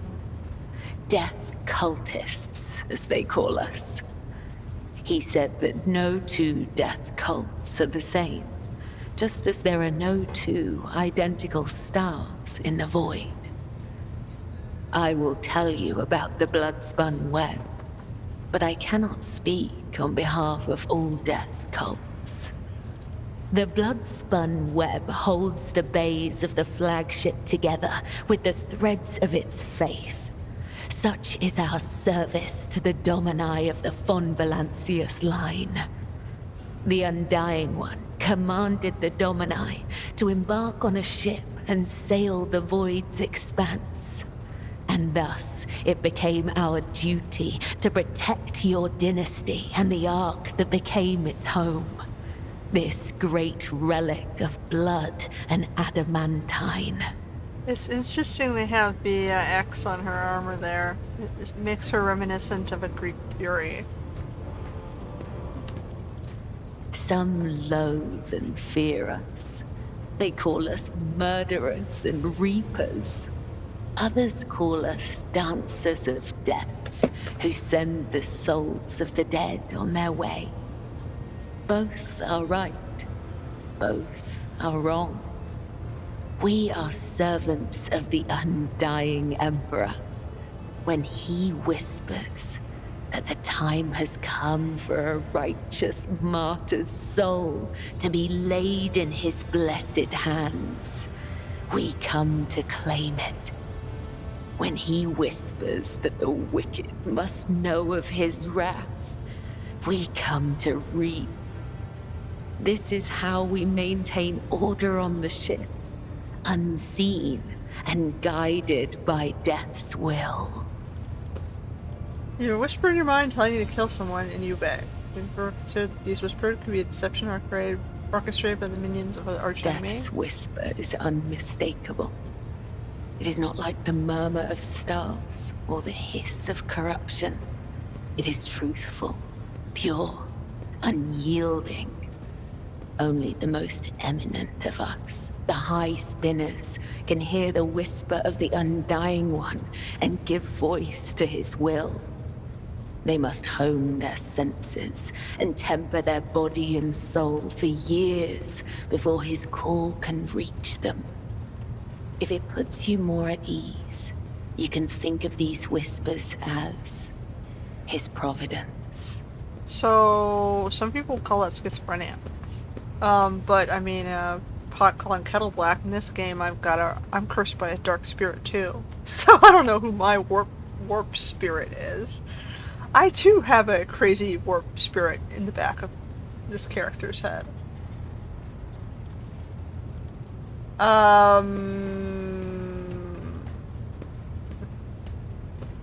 Fine, whatever. I'm not gonna question her dogma there. Spinners carved the chronicles of our history on the stones of our temple long ago. But fate and time have erased our past, just as an exploding star erases a part of the galaxy from existence. You know, the Furies were early law enforcement.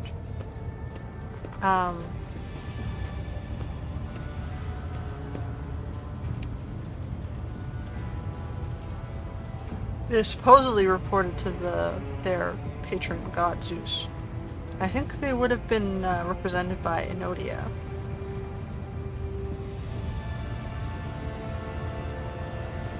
the goddess associated with fear.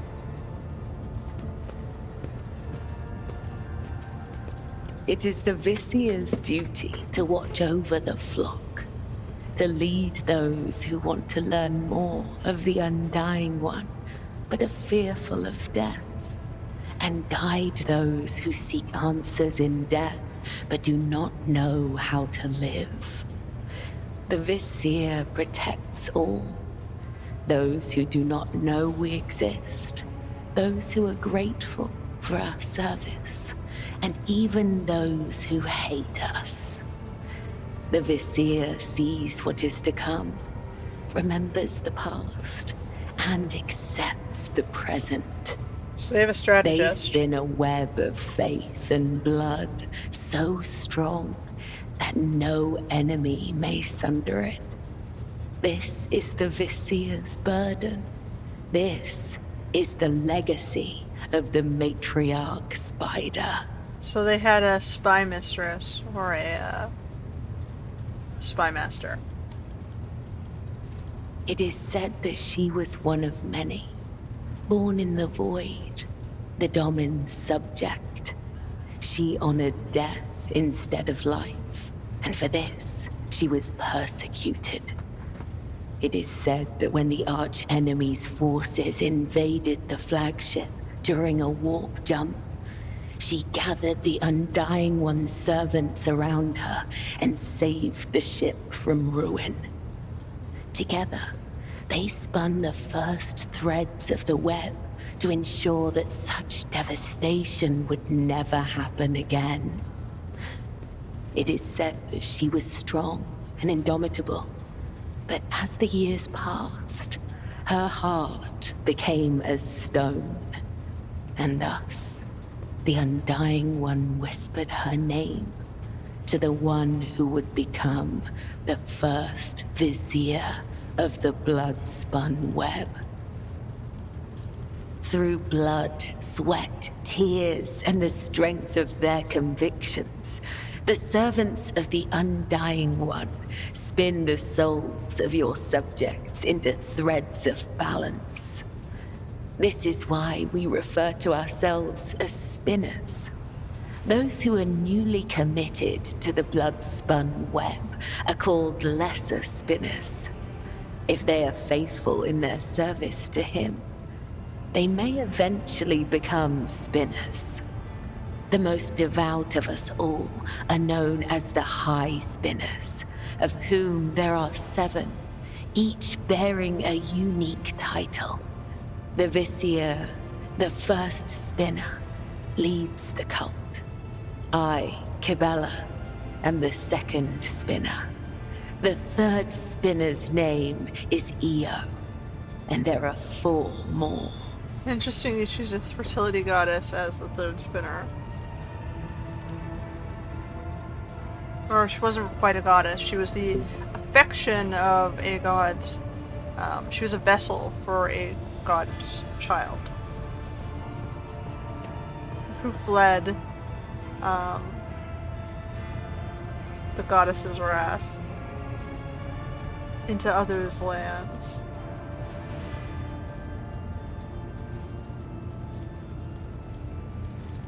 The Undying One is death itself.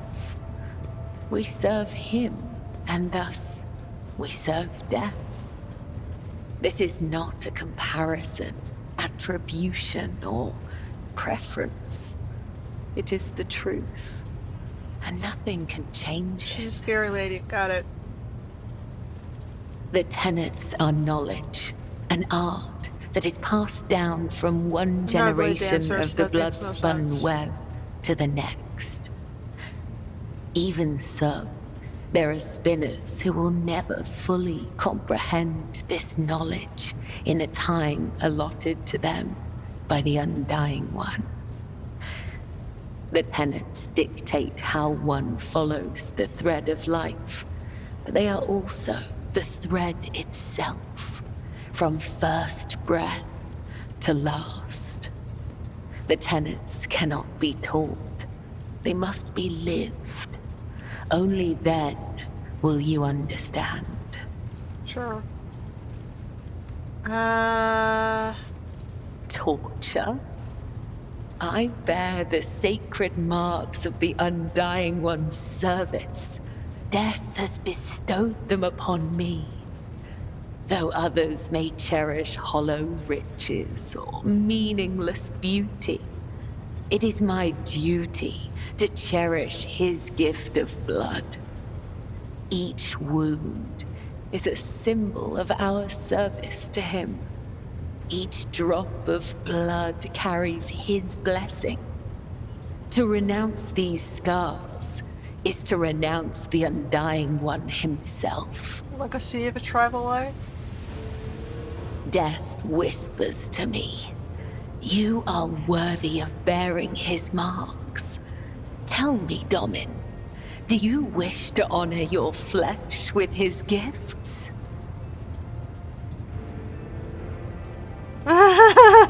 Enough. You have made a mockery of the sacred ritual. So be it. The tenets teach us to hold no ill will. But I will have no part in this. So it's okay if you do it, but not if I do it. Oh, I see how it is.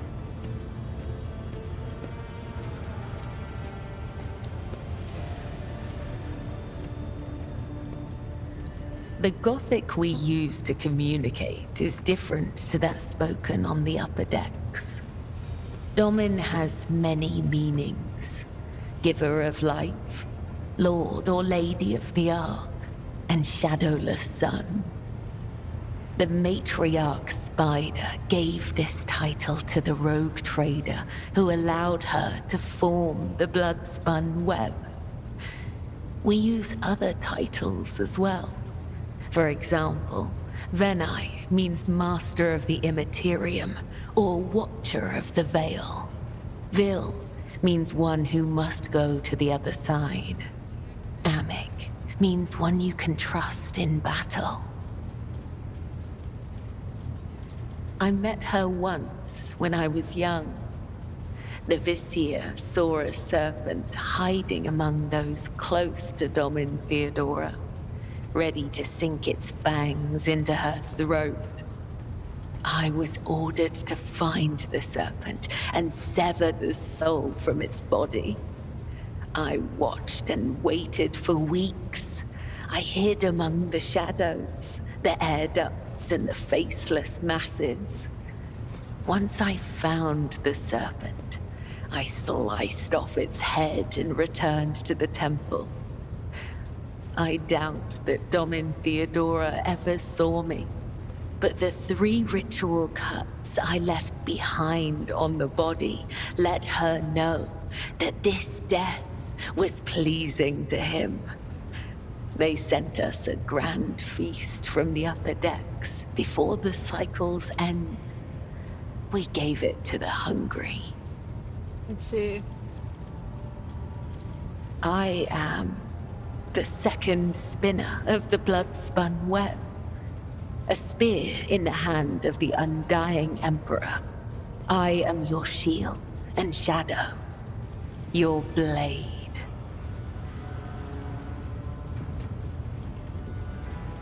The tenets compel us to let our deeds speak on our behalf. There is no one in the cult who does not know me. So I have grown accustomed to taciturnity in matters regarding myself. Ask, and I will try to give you an answer that will satisfy your thirst for knowledge. I remember nothing of my childhood. The Vizier says this is because of my training and the injuries I received in battle. He told me it is the fate of all high spinners. The only memories I have are of the blood-spun web and the brothers and sisters who serve the cult alongside me. Or she's been serving for so long, since childhood. When we were young, we would sew our eyes shut and That's never a wander good through the idea. bays for months at a time. Starving, surviving, dying. This trial of darkness honed the senses of those who passed it. We were elated, for we knew we were blessed by him. When we grew older, we learned to wield our weapons, and our mentors tested us with pain, poison, and the weight of deceitful words. In time, our bodies no longer felt pain.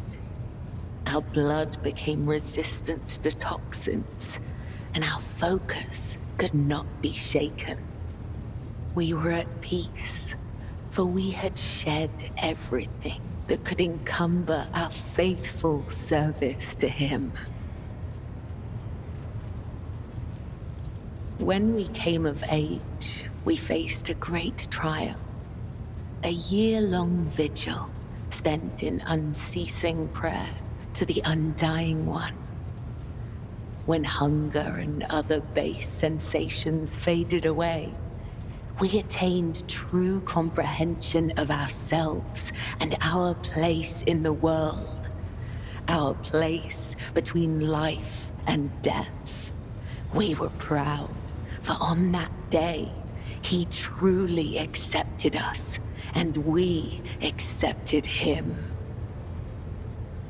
One theory was that they were forced to serve for a year in a fertility temple before they were allowed to be on the streets putting their lives at risk. Maybe ensuring that their bloodline continued.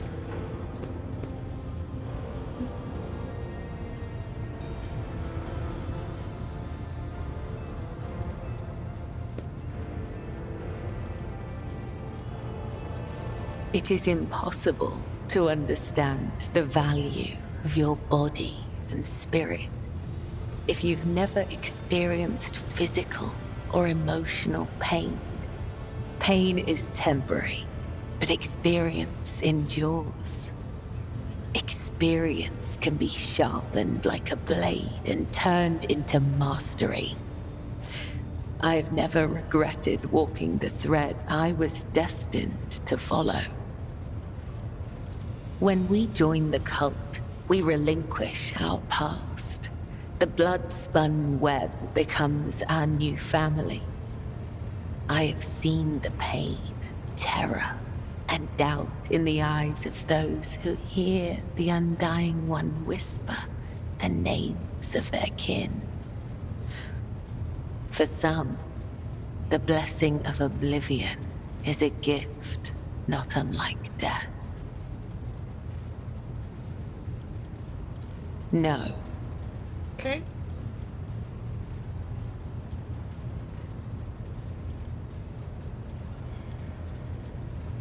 It brings me comfort when my brothers and sisters cross to the other side.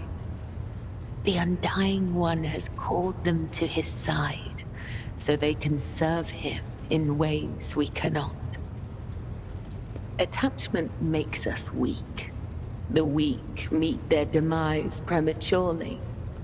But such death does not please the Undying One, for a soul must not be claimed before their time has come.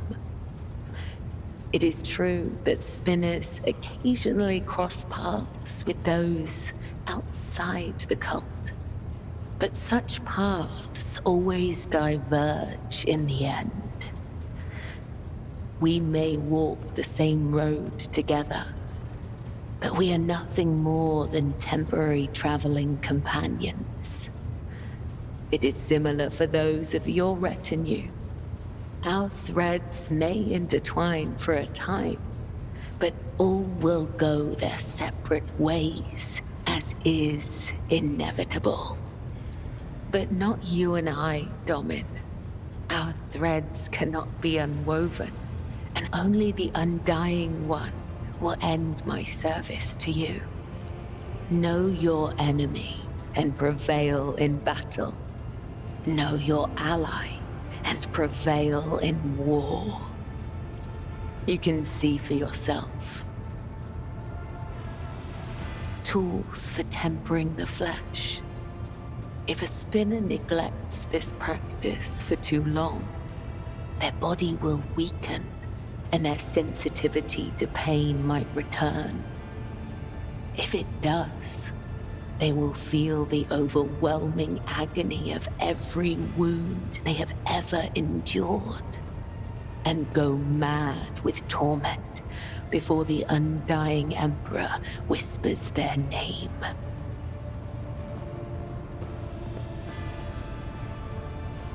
Okay.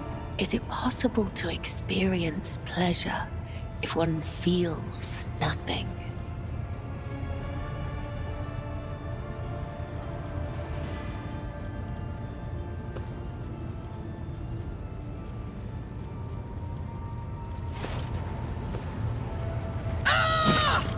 Really? You have found an interesting use for this tool, yet it still serves it.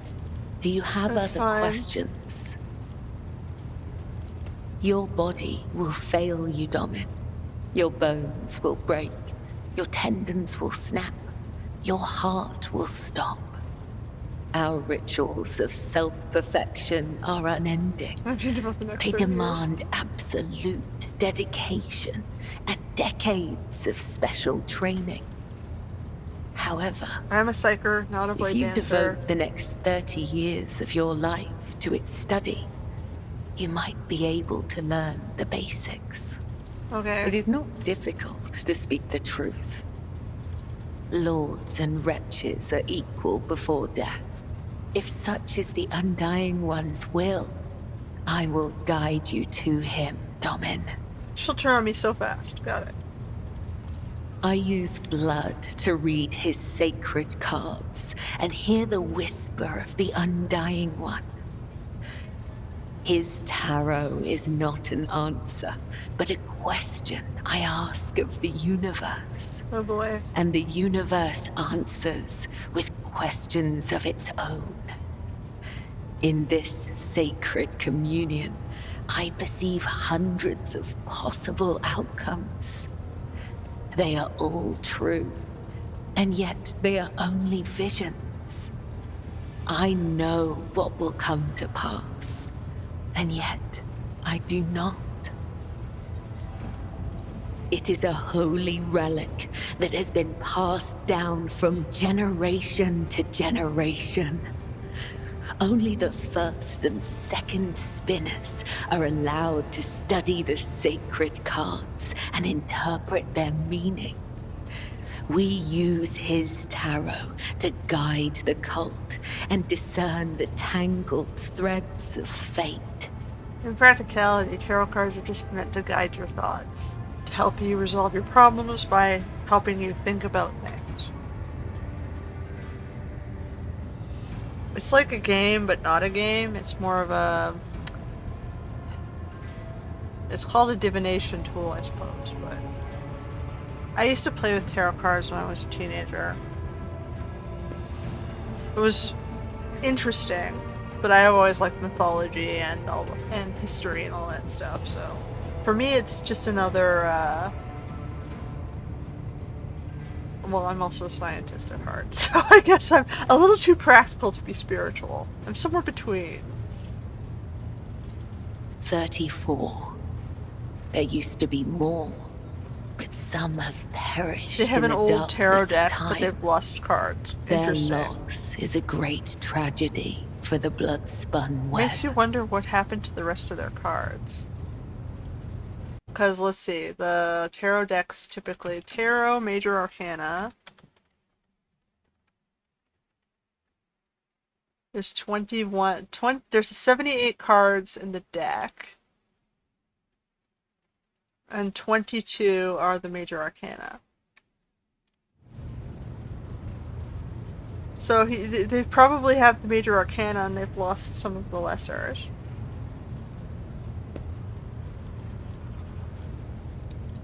I am the spear of his retribution, not a witch or a sorcerer or a soothsayer. I'm a psyker. I have no strange powers, but I do bear his blessing. I do not command the veil. I am guided by his whisper and led by my faith. Sure. By the tenets. Please, Do not mistake me for something I am not.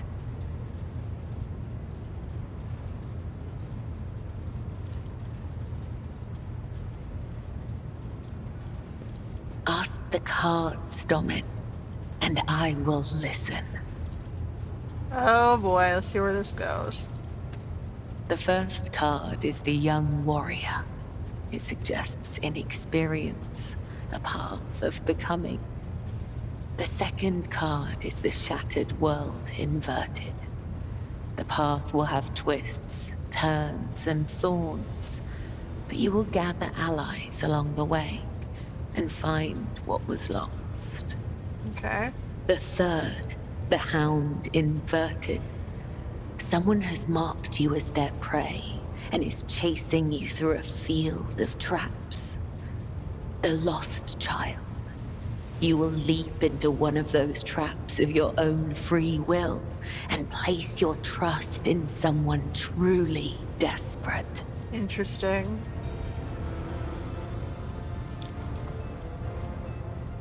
Alright. Maybe what time is it? It is... Okay, we're nearing the end of the 4-hour arc that I usually do these streams for.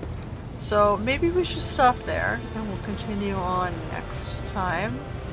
I have a feeling if I go too far down the rabbit hole, it'll be another hour or so. But I will upgrade this.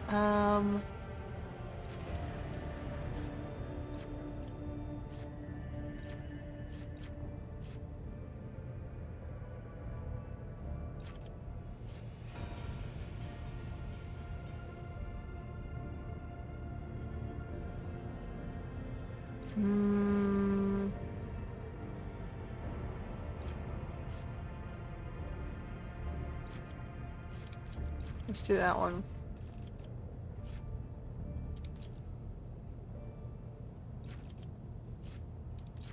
More medicine? We'll do logic.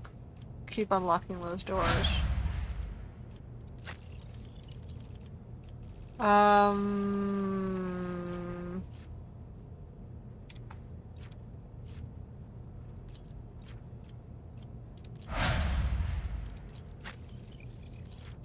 We got halfway through the archetype.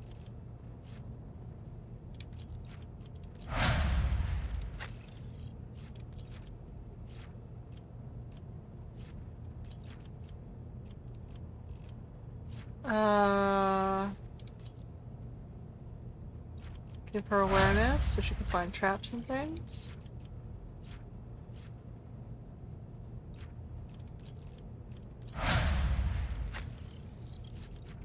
And I gotta do all her levels.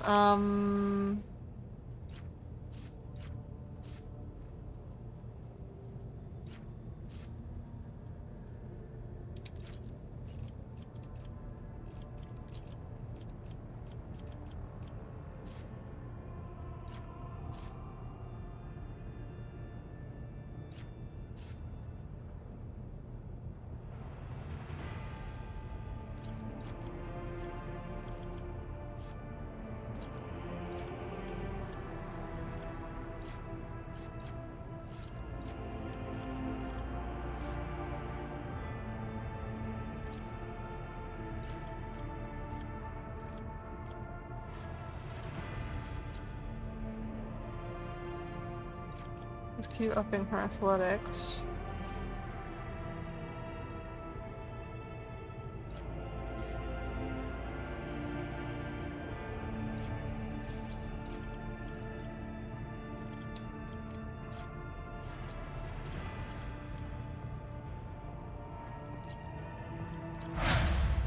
Alright, so we're gonna save here.